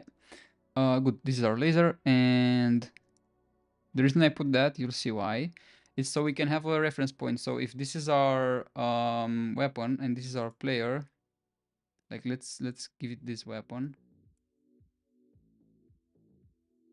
It will be put like here, but we want the visual to be here, let's say, right?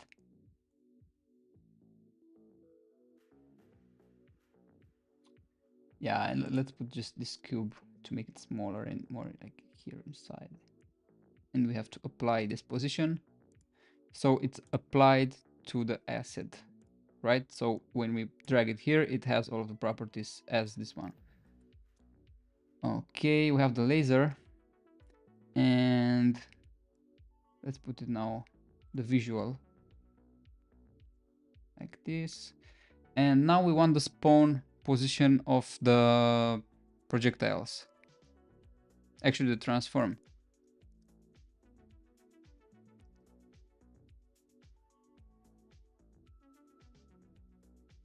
Spawn.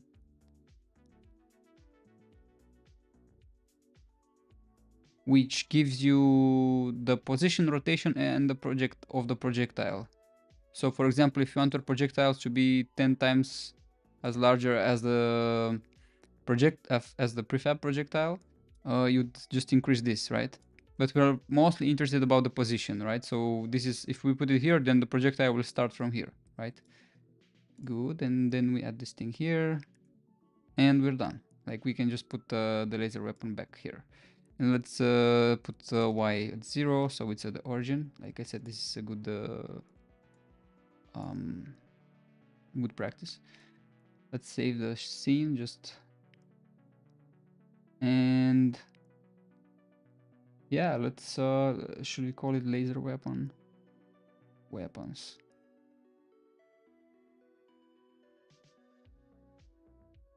Yeah, let's call it like that.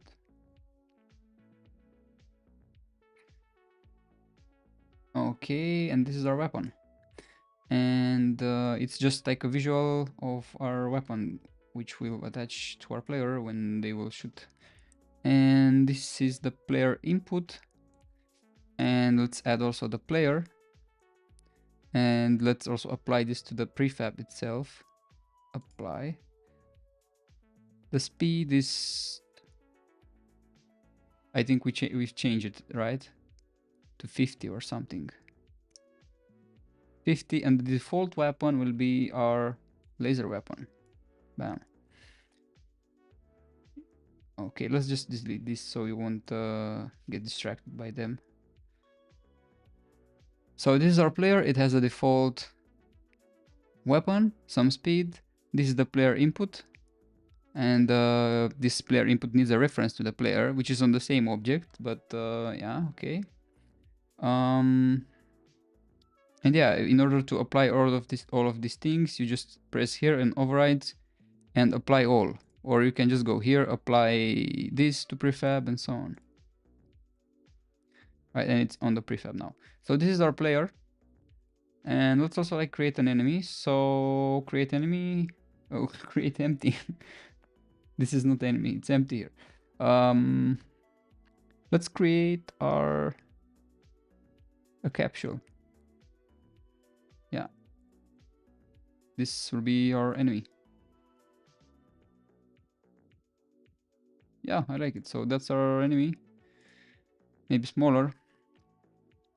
I mean, let's like create an empty one. And let's call it, should we call it like the base enemy? No, we'll just call it just chicken. We'll put it at 0, 0, 0. And the chicken will also have a visual.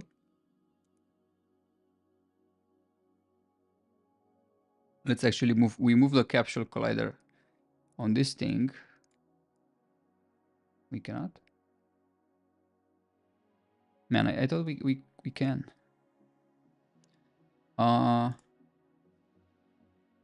Let's add it here. Capsule collider.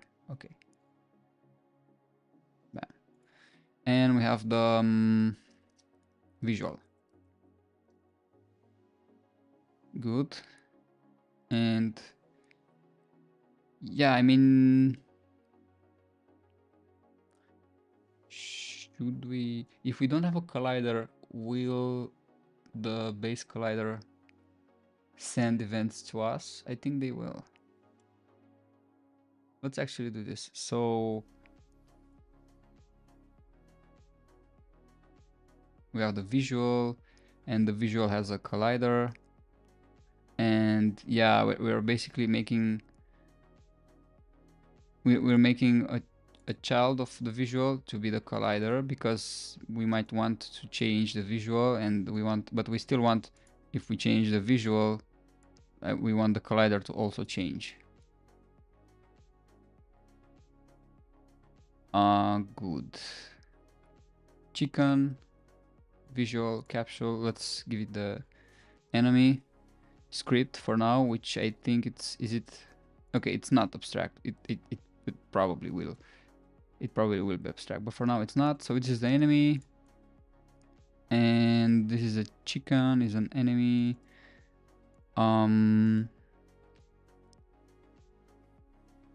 Let's actually create the chicken, right?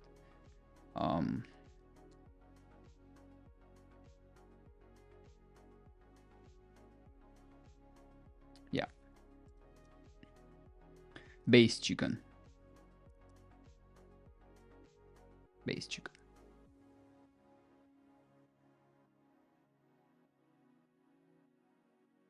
And it inherits from enemy. Good. So now we have our base chicken. And yeah, let's say that we have only one type of chicken, right? So we add this thing here. And the enemy will be an abstract class, so let's remove it. If you're making a class abstract, just remove it first.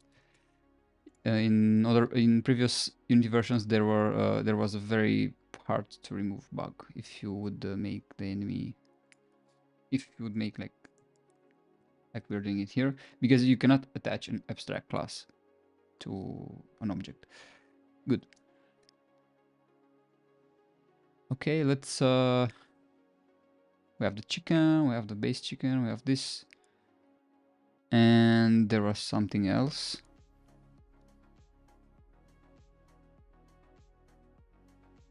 Yeah, I don't remember what else. So we have it like here, base chicken. Ouch. And yeah, let's just turn this into a prefab. It has 0, 0, 0 here. Okay. I mean, let's make it smaller, right? I knew that it needs to be smaller. And maybe like this. And we don't have to apply when we are in prefab mode. It's as if we are editing this thing, the asset itself, so the file itself. Yeah, and now like if we go to the player and here, yeah, we can see like chickens, and let's say we have multiple of them.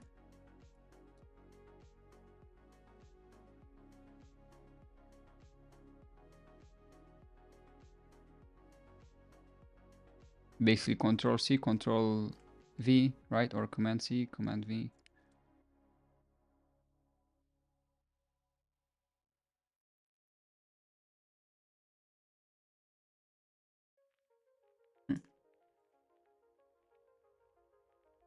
Yeah.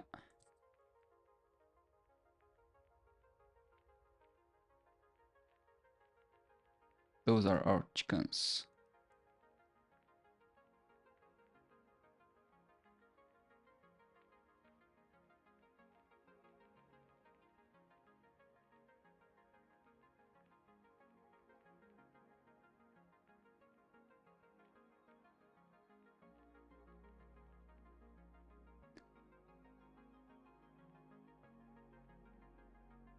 I mean, this is most for example, maybe it might be just the first wave of the first level.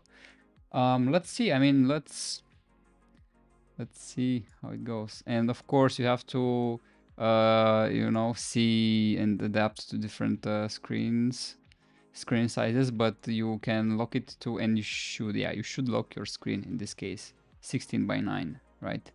So you lock your screen, and then you don't have any issues with the camera scaling and stuff. There are games where you might give users more space if they have like a bigger space, a bigger screen, but you will keep your game objects in the middle, right? But it's too much of a headache for this simple game to go into that. and we'll just lock the aspect ratio, and you can only I mean we are doing it here in editor, but you have like Command Shift B, go into the player settings and go into resolution and presentation, and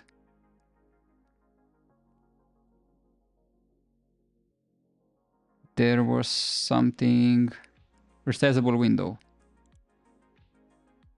Oh, okay, so you cannot. Okay.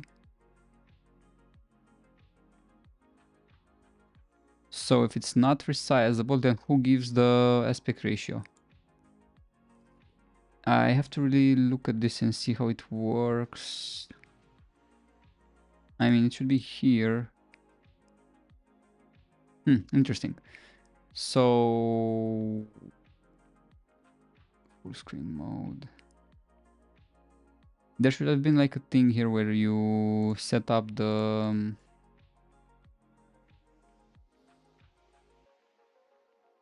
you know, some fixed resolutions if you wanted. Yeah, I don't remember exactly. But if it's not a resizable window, then you'll have a specified aspect ratio.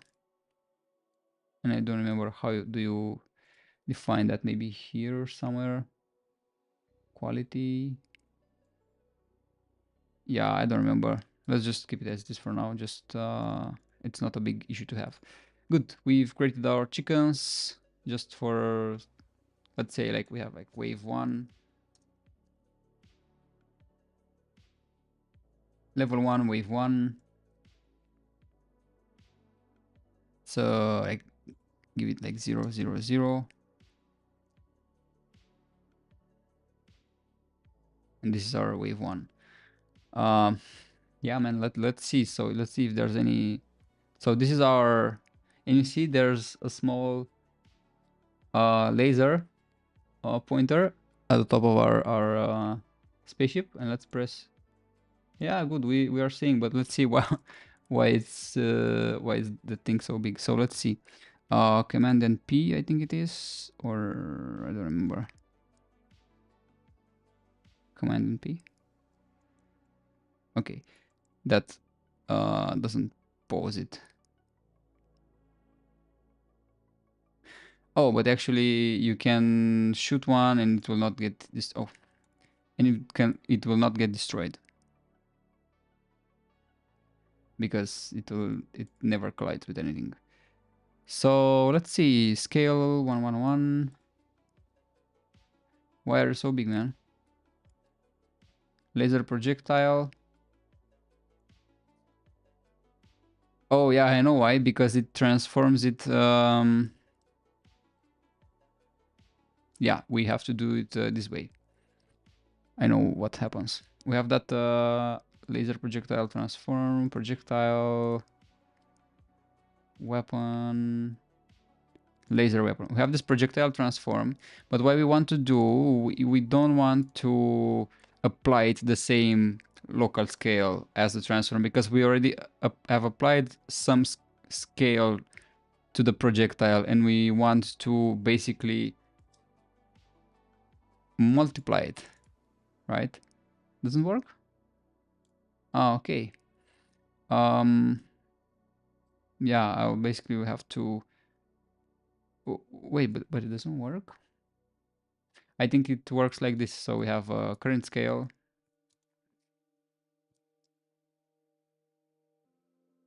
and then we do like local scale is current scale or local.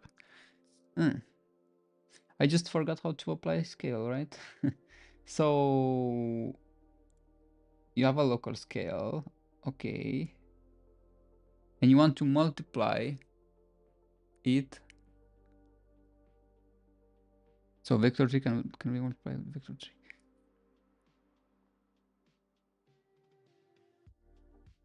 Now I forgot how to multiply two scales. So let's ask ChatGPT.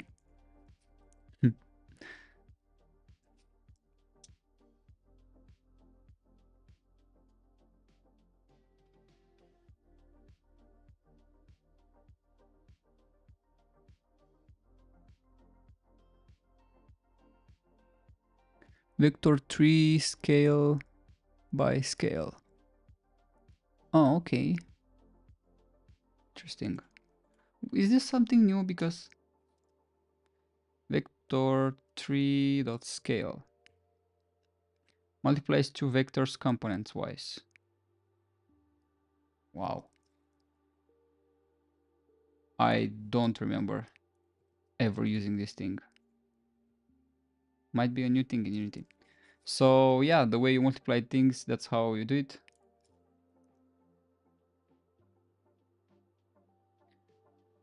I mean, since it goes over this line, let's just do it like this.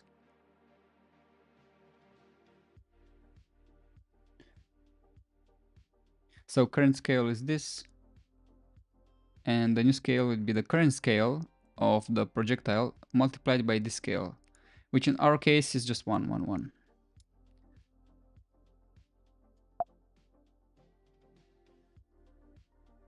Player projectile. Projectile spawn transform has 1, 1, 1, right? Scale. Good. And the visual, I mean, maybe the visual can be bigger.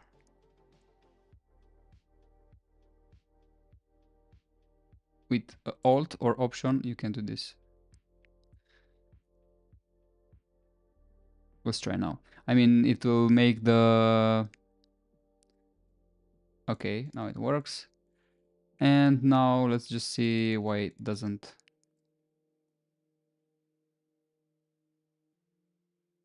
Why it doesn't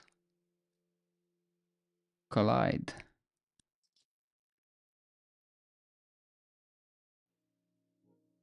We brought it closer to our... Okay, so it seems like it passes through the thing.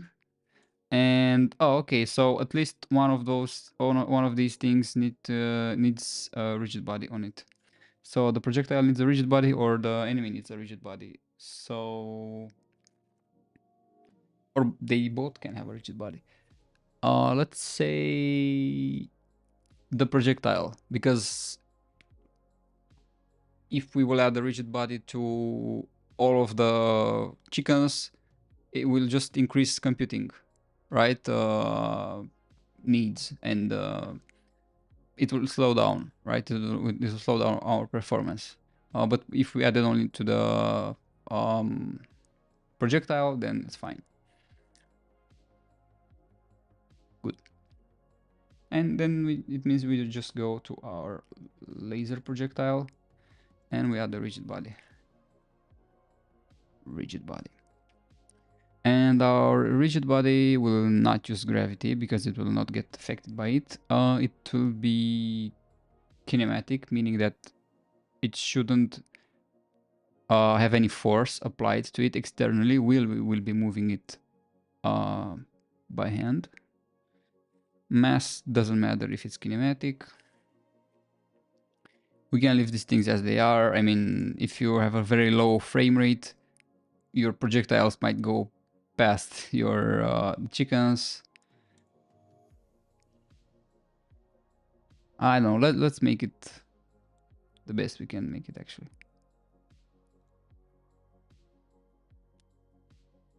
Fast moving object issues. Let's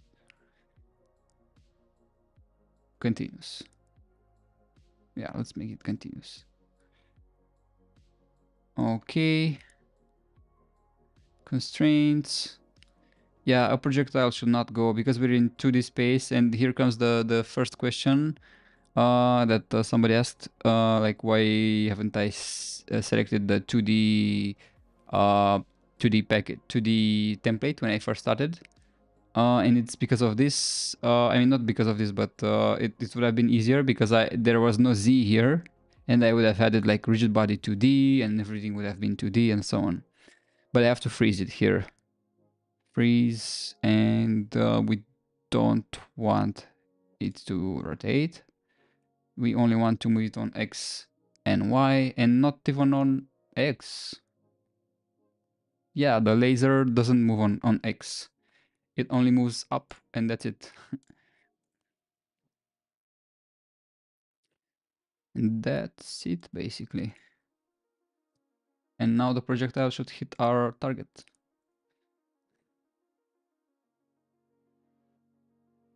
It doesn't. And let's see why. So this is a chicken, an enemy. It implements the eye damageable. Okay. Let's just bring the projectile here. The projectile. Bam. Well, it tries to move, but we have to how should we do this? Freeze X? No.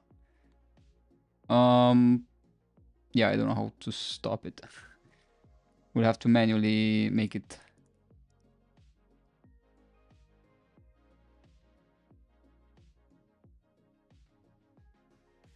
Or we should... Yeah, I know how to stop it. Let's put a projectile here. And just give it 0 speed, basically.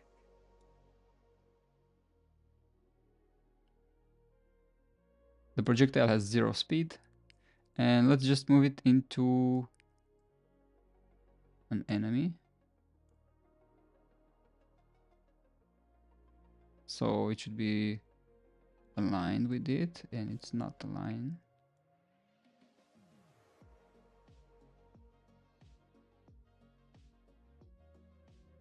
Okay, and when we move it, it should collide with it. And it doesn't collide. Okay, let's see why. Is kinematic, has a rigid body, has a collider, and the chicken has a collider. Chicken, it doesn't. Okay. Okay, so the chicken should have a collider in order for us to receive on collision enter, probably. I don't think that should be the case. Maybe if we add a rigid body. No, man. Okay, it worked. Now I know. So yeah, if we want to have a complex shape of our object, and we want to not, for example, have colliders here, or at least have here, but also like we might want to edit hands and so on and so forth. We need to edit the rigid body so that it will take into account all of the colliders in its hierarchy, right? All of its descendants. But to make it simple and not add the rigid body on all of the chickens because it will be not performant, let's just add this capsule collider back. Copy component, paste component as new, and I'm adding like this. Good, and just remove it. Good, and yeah, like if we will be moving the visual, we also have to move the capsule collider. Yeah, let's copy the component and reset it. So the visual will be the same as the parent. And now make the parent paste component values. Or not here. I mean, let's just make it smaller here. That's it.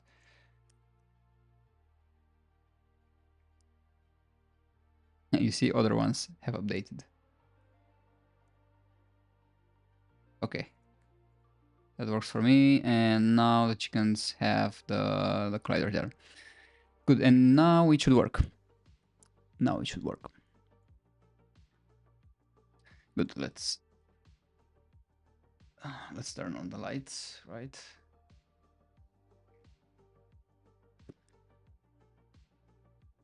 And let's just remove the laser because we don't need it.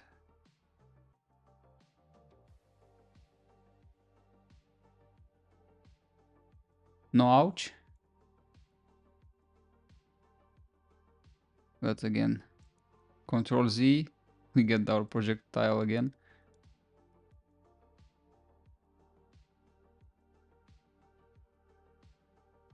Oh, okay. I mean, at least this one goes there, but let's see.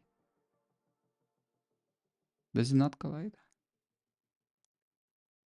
It doesn't collide. But maybe because it's kinematic. Okay, so if it's kinematic,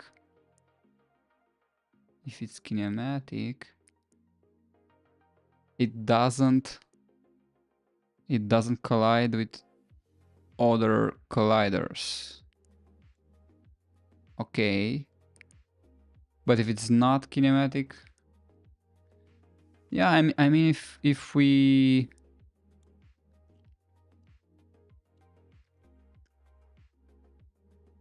yeah, let's make it this way so we don't add a rigid body to these things. Let's make it not kinematic, and because we're not using gravity, it will not fall down. It will just stay still. Let's apply this to the prefab. So we're only apply this thing, not the speed. Okay. Let's put it here. So we have the projectile. Now it will collide almost surely. And we can test it. Okay, we have the projectile.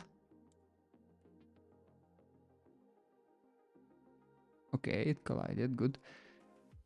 But what we want now, we want to create the collision matrix, because now everything collides with everything else. And yeah, I mean, I'm kind of like trying to be a perfectionist here, but the projectile should not be affected by winds or stuff like that, and that's why you turn on kinematic.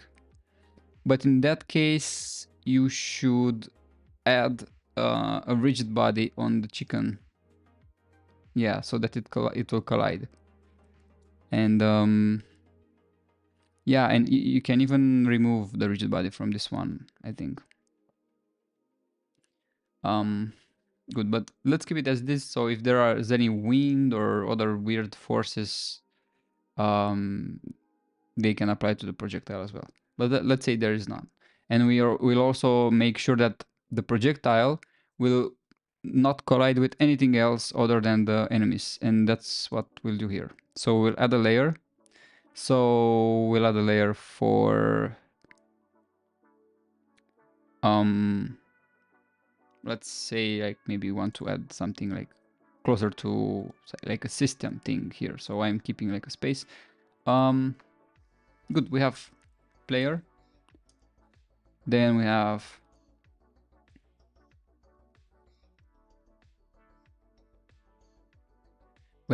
player projectile, because then we also have enemy projectile, right? Or let's say like enemy. Yeah, it's really like your choice. How do you want to create this, right? You will want to have player, then player projectile, then what else? Enemy, and then enemy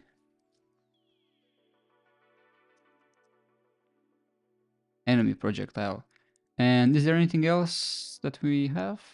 Nothing, right? We have enemies, projectiles from us or from them, and the player. Good. And now we go into each prefab and we set the layer. So the chicken will be on the layer enemy. Yeah, change the children. So all of their, yeah, all of the children objects of this thing will be enemy. Then on the player, we go to the player and we do player. Yes, change children. And then we go to our laser projectile and they are a player projectile. Now we go to, oh, okay, enemies don't have a projectile. So, yeah.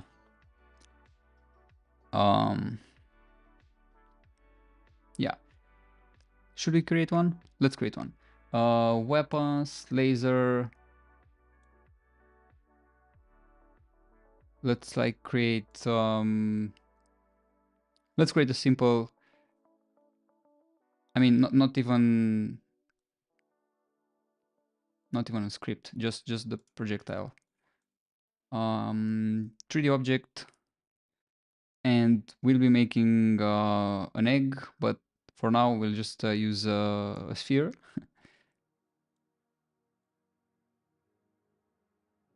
0.1 or 0.2.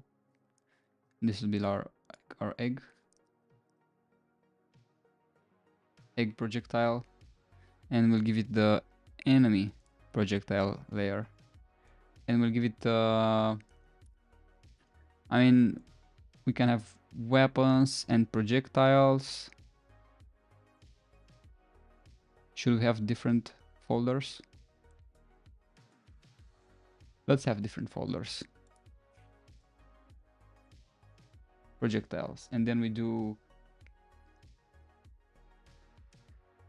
I mean, kind of makes sense to have laser, laser, laser here, and then projectile here, laser, and let's add the folder like enemy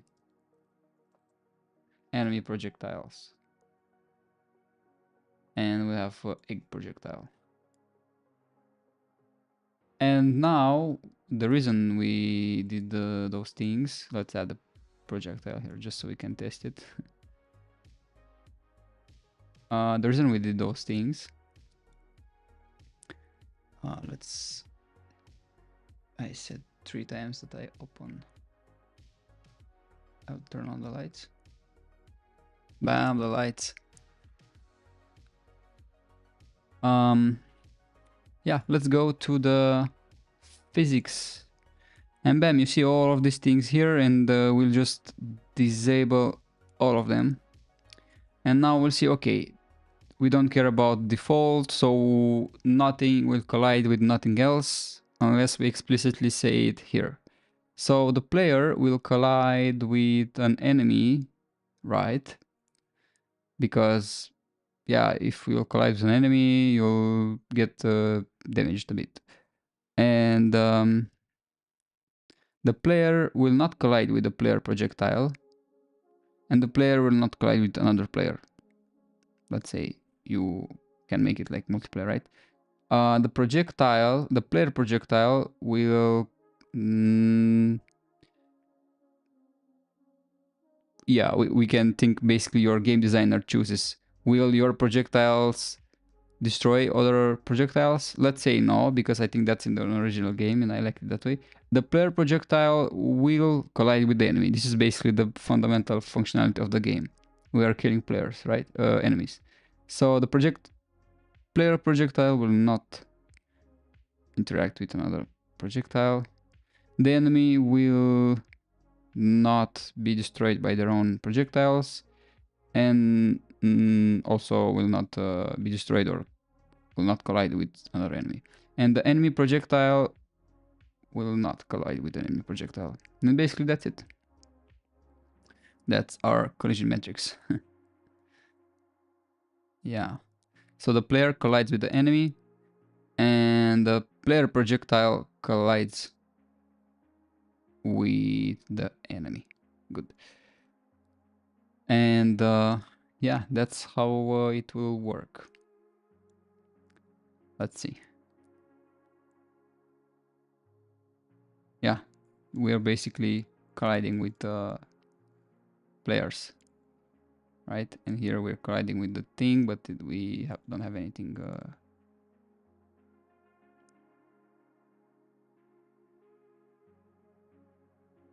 Wait, there's an interesting reason.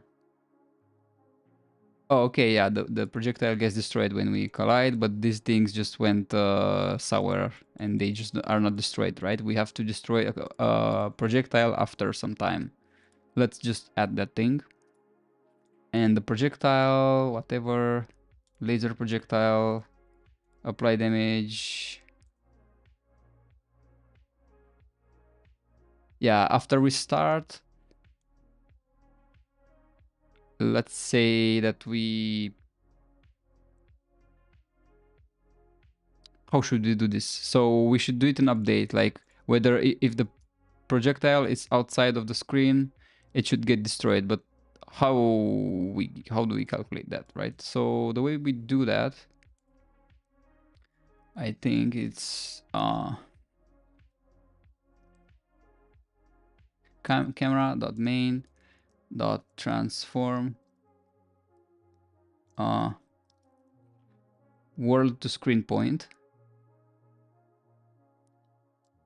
Yeah, so we have world to screen point. So we get our position and we convert it to a screen point, which will give us an X and Y on the screen. So 0, 0, or I don't know, like 1920 by 1080. 1080. I wanted to say 1080p. And it will give us a point there. And we'll simply do like screen pos. And it's simple. So if screen pos.y is higher than screen.height, then we destroy this game object. Makes sense, right? Makes sense. Let's remove the sample projectile. I think there is these things are not correlated for some reason, or maybe the projectile is not correlated. So what I meant to say, like the collider of a projectile does not correspond to. I mean, it does correspond. I feel like it disappears too fast, right? Yeah, and this is our game basically. And let's say we're firing projectiles, and you see here, look at the projectiles. They are disappearing when they're going above the screen. Yeah, we are shooting at our enemies. And yeah, that's how you're doing it. And let's say our player can have, like, now it can have a health, right? So it can have a health component. And let's create like entity health script, and you'll see why. Let's create an entity health script, and that will be the last thing we'll be doing. And it will have like our base functionality, which is amazing for the first day. Let's create,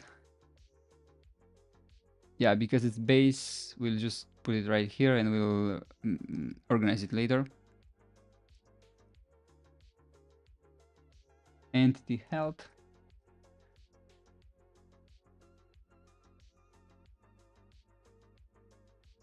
And yeah, I have this thing which is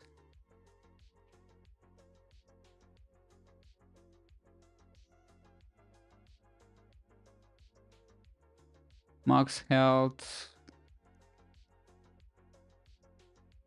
starting health, and whatever, I don't know what else. And you have like current health. So at start, we just do like health equals starting health, or let's use less letters. Always better, use as few information as possible to describe your stuff. Good. Health, update, and should we make it so that, no, iDamageable has a different, so the entities are iDamageable, but the health is a different part of it.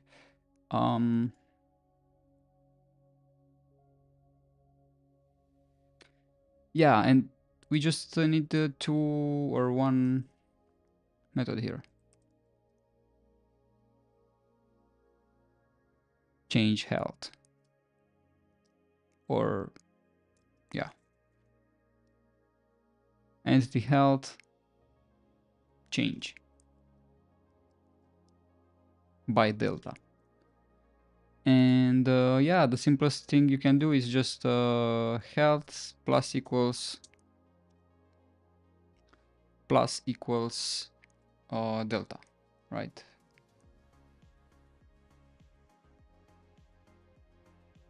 And you can get like the current health.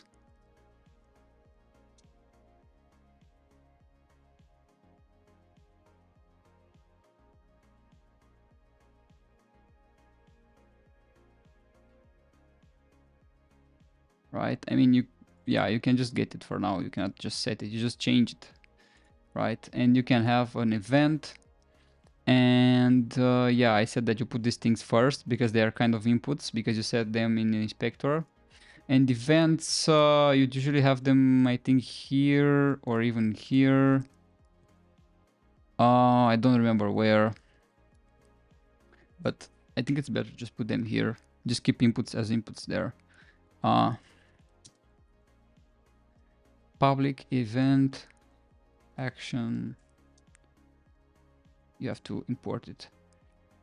Option enter or alt enter using system. Died.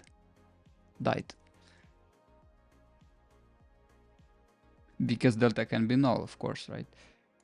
If health less than equal to 0, died. That's how we call an event. And this is actually, I mean, this is how you call an event. Actually, it's like that variable, which that's why you have this action here. Remember, like an action, a variable of type action can point to a method. And you put the method name, right? You don't call it because you don't need to point to the result of the call, which is nothing. You point to the actual place in memory where this instruction lies. And you get, okay, action A equals start. And then when you press A, when you do A, you basically call the start method. Although you shouldn't like do it this way. And it's the same with events, but it's called an event because it has some more functionality in C#, and it's a convention where you expose a property to which other, let's say, consumers of this class, that's what they are called, they can subscribe to, and this class can notify other things. Okay, hey, I just died, right? Without me, entity health script, knowing who am I notifying, right? Good. But the reason why we're not doing it this way is because if this is null, I think it's null if nobody subscribed, I don't remember exactly, is we're doing it this way, which is a shorthand to if it's not null, then invoke, which invoke, it's just a canonical way of doing this. Invoke is the same as this, or practically the same for our purposes here. And we're doing, okay, if you're not null, then invoke, because you cannot do it this way. Just, yeah, it's a limitation. So yeah, if health is less than or equal to 0, we inform whoever's interested in us that, hey, we just died. Yeah. And yeah, you can just separate them there. Like you have maybe events, then your properties, then fields, and here serialized fields. Good. This is entity health. And the player will have an entity health.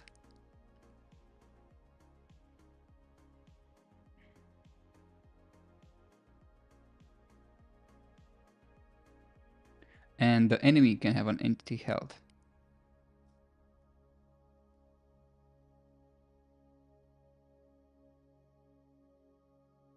And I'm putting 2 spaces between fields and methods. That's how I like it. And it's usually if you'd have a constructor, you have two spaces between the constructor and fields, and then between the constructor and the methods, you'd have again two spaces. I like it this way, and I think C# guidelines recommend this thing. Good. So now the enemy will have health. So our where's it? Not this. Our base chicken will have a health as well. And yeah, well, when you have this thing receive damage, we are now not calling ouch, but we are doing health dot change minus damage, because damage is positive and we need to change the health by the negative of damage, right? And what we will do here, let's do,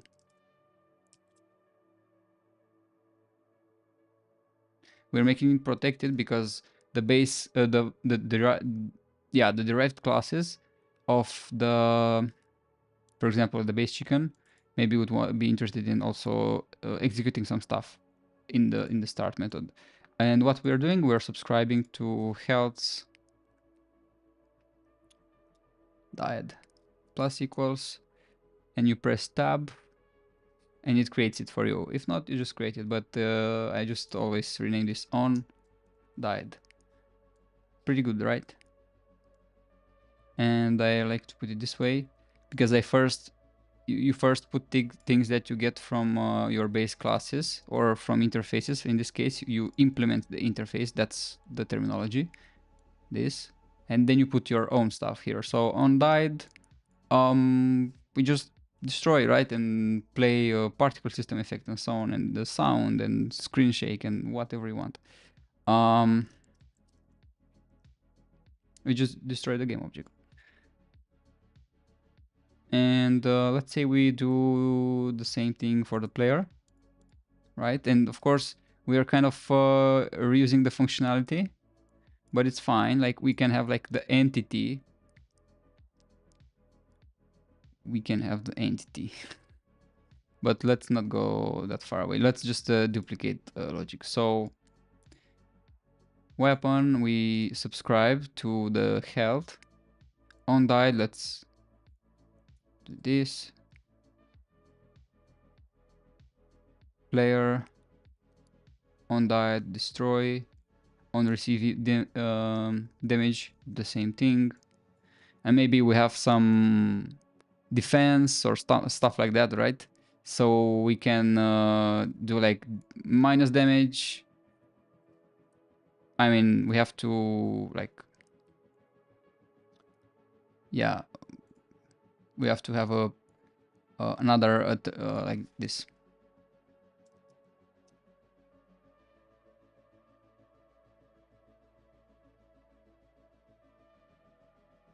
Or even better, like defense minus damage, right? And we should do like final damage. And if final damage bigger than 0, then we do like minus final damage, right? I mean, let's do it if we are still here. 0. So the defense is 0, right? So we do final damage is defense minus damage. And it works well actually. Because if defense is 0, we'll already have like final damage. And we should like have it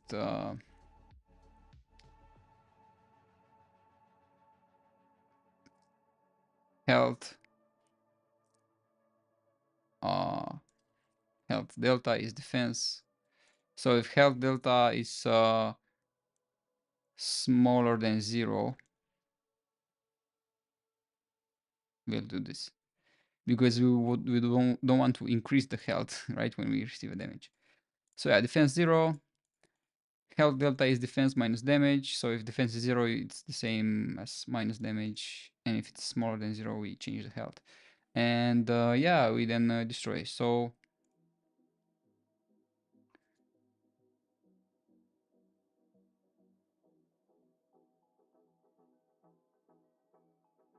Let's see, the player now has a player health. And starting health is 100 and maximum health is, let's say, still 100 for now. And we set it here. And we apply it to the prefab. And also apply it to the prefab. Let's go here, and I just would like to have these things. Or actually, let's just have our player here, which uses the player input and the entity health. Okay. And our enemy, which is a chicken, will also has a will also have an entity health, and it will have, like, let's say, so our projectile. What damage do we have? The damage for it? Laser projectile. Base damage 1. And yeah, let's give the chicken like 2. And also egg projectile. I mean, since we are here, egg projectile, and we have laser projectile. Let's create a script for the egg projectile.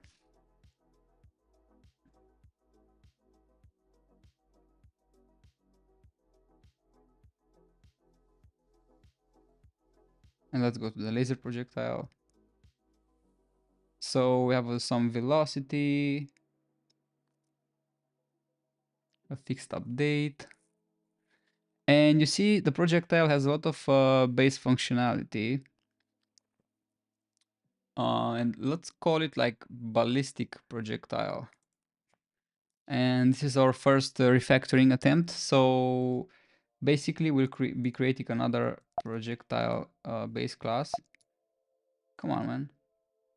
Can't even copy paste. Have to do it like this.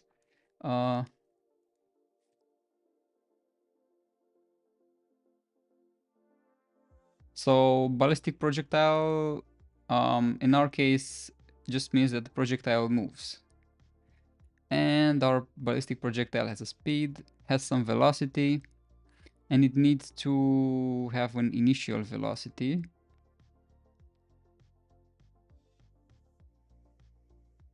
Yeah, it needs to have an initial velocity, and that's why, or initial direction, or direction even. And I don't know, should we expose this in inspector, or should we make it basically this thing? Ballistic projectile. Let's keep it like this. So we'll have an abstract property.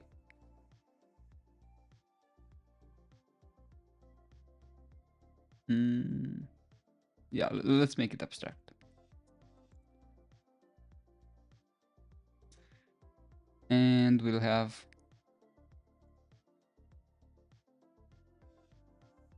abstract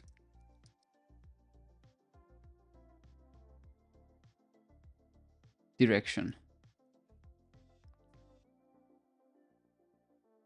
Yeah. And what this does, it forces the inheritors of this class to provide us a direction, right? And then we do velocity is direction times speed. And let's now, since this is now more of an abstraction, let's now always calculate it here.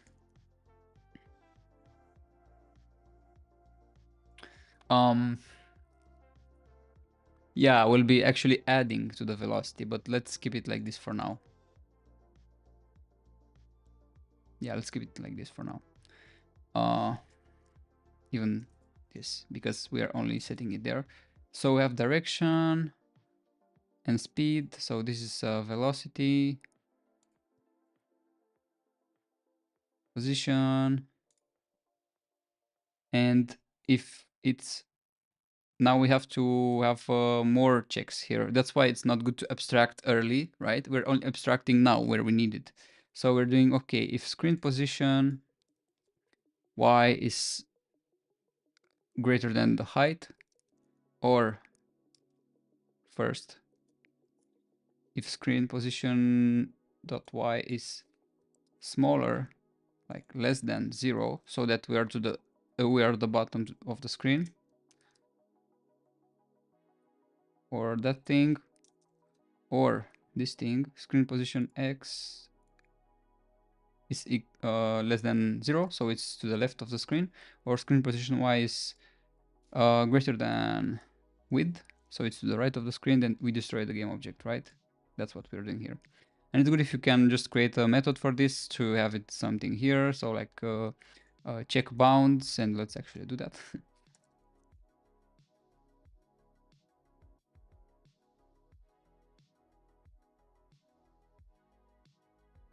Check bounds, and yeah, we're doing this thing here, like apply.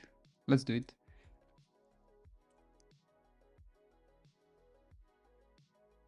Move, even better. No, man. Unity will just suggest some things from time to time, so just ignore it. Move and check bounds. Good. So we have the applied image that's inherited from the projectile, and now we have this like generic ballistic projectile, which both the chicken egg projectile and the laser projectile work. So you see, you only provide the minimum amount of information, so it works exactly the same as any other projectile, and you just have to provide the direction for it, right? And the direction for the egg is down, right? Which down is this 0 for x, -1 for y, so it goes down, and 0 for z, so it doesn't move inside and outside the screen. And then laser projectile, we remove now everything here because we don't need it anymore, right? We don't need anything here. We only need to implement that thing, right? Again, Alt and Enter, or Option and Enter.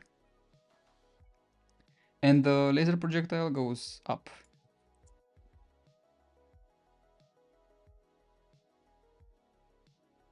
Nice. Okay, and our egg will just go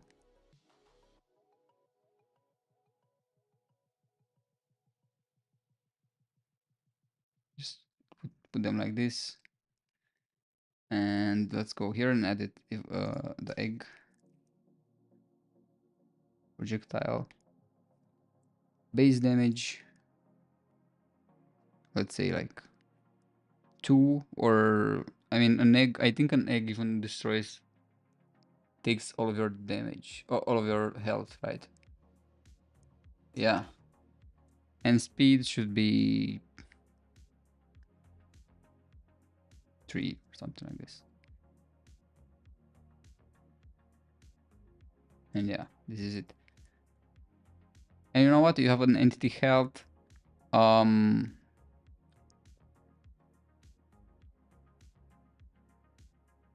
Do you have time? No, it's 21:30. Let's just end it here. We'll just check the health thing for now. Like, let's say see what health do we have. So we can do debug. Player health is 100. Yeah, for some reason, I don't know why. We'll have to look at that later. Enemy projectile, base damage, egg projectile 10. I mean, base damage, let's make it 100 because the egg destroys the player, right? I think what I'm not doing, so player, undied. So health change, so defense is 0, defense minus damage, receive damage, change, health plus equals this, and initially health is that, and if health is less than or equal to 0, then we call the event. Yeah, I don't know really what happens, but let's just try to destroy enemies at least. Oh, it works. Yeah, so that's how you do it.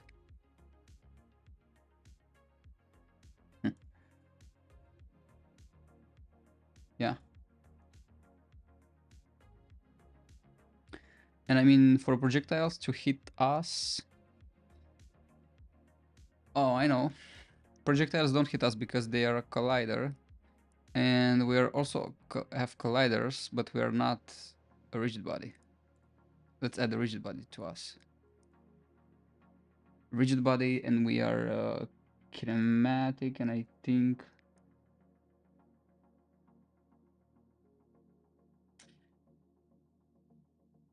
Yeah, for simplicity, let's still not add a rigid body to ourselves. Because we cannot be I mean, no, we actually can be not kinematic and not use gravity. Yeah. And let's freeze the Z position so we don't go inside and outside the screen. Let's freeze the rotation on all axes, and that's it. Let's add like mass to be 100 or something, so anything that touches us doesn't really move us. And should work, I think.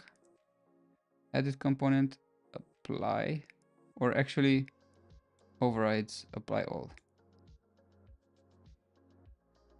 Let's see if the egg destroys us. Okay, doesn't seem to destroy us. Egg projectile is enemy projectile, and enemy projectile, where is it? So enemy projectile does not collide with enemy projectile, but the player does collide with enemy projectile. Oh, okay, that was it. But we still need to add a... Bam. See, we died. Right, so that's it for today. That's for today, guys. So we have our first functionality, the base functionality of the game. And something, I don't know what happens with that thing. I think it collides with itself or something. Particle system. Yeah, I think gravity source, emitter velocity mode, transform. Yeah, I think that's what we need to do. Because so with the rigid body, I think, yeah, it has a problem. So I didn't know this, I just discovered now. So let's add it like this, like transform and apply property to player.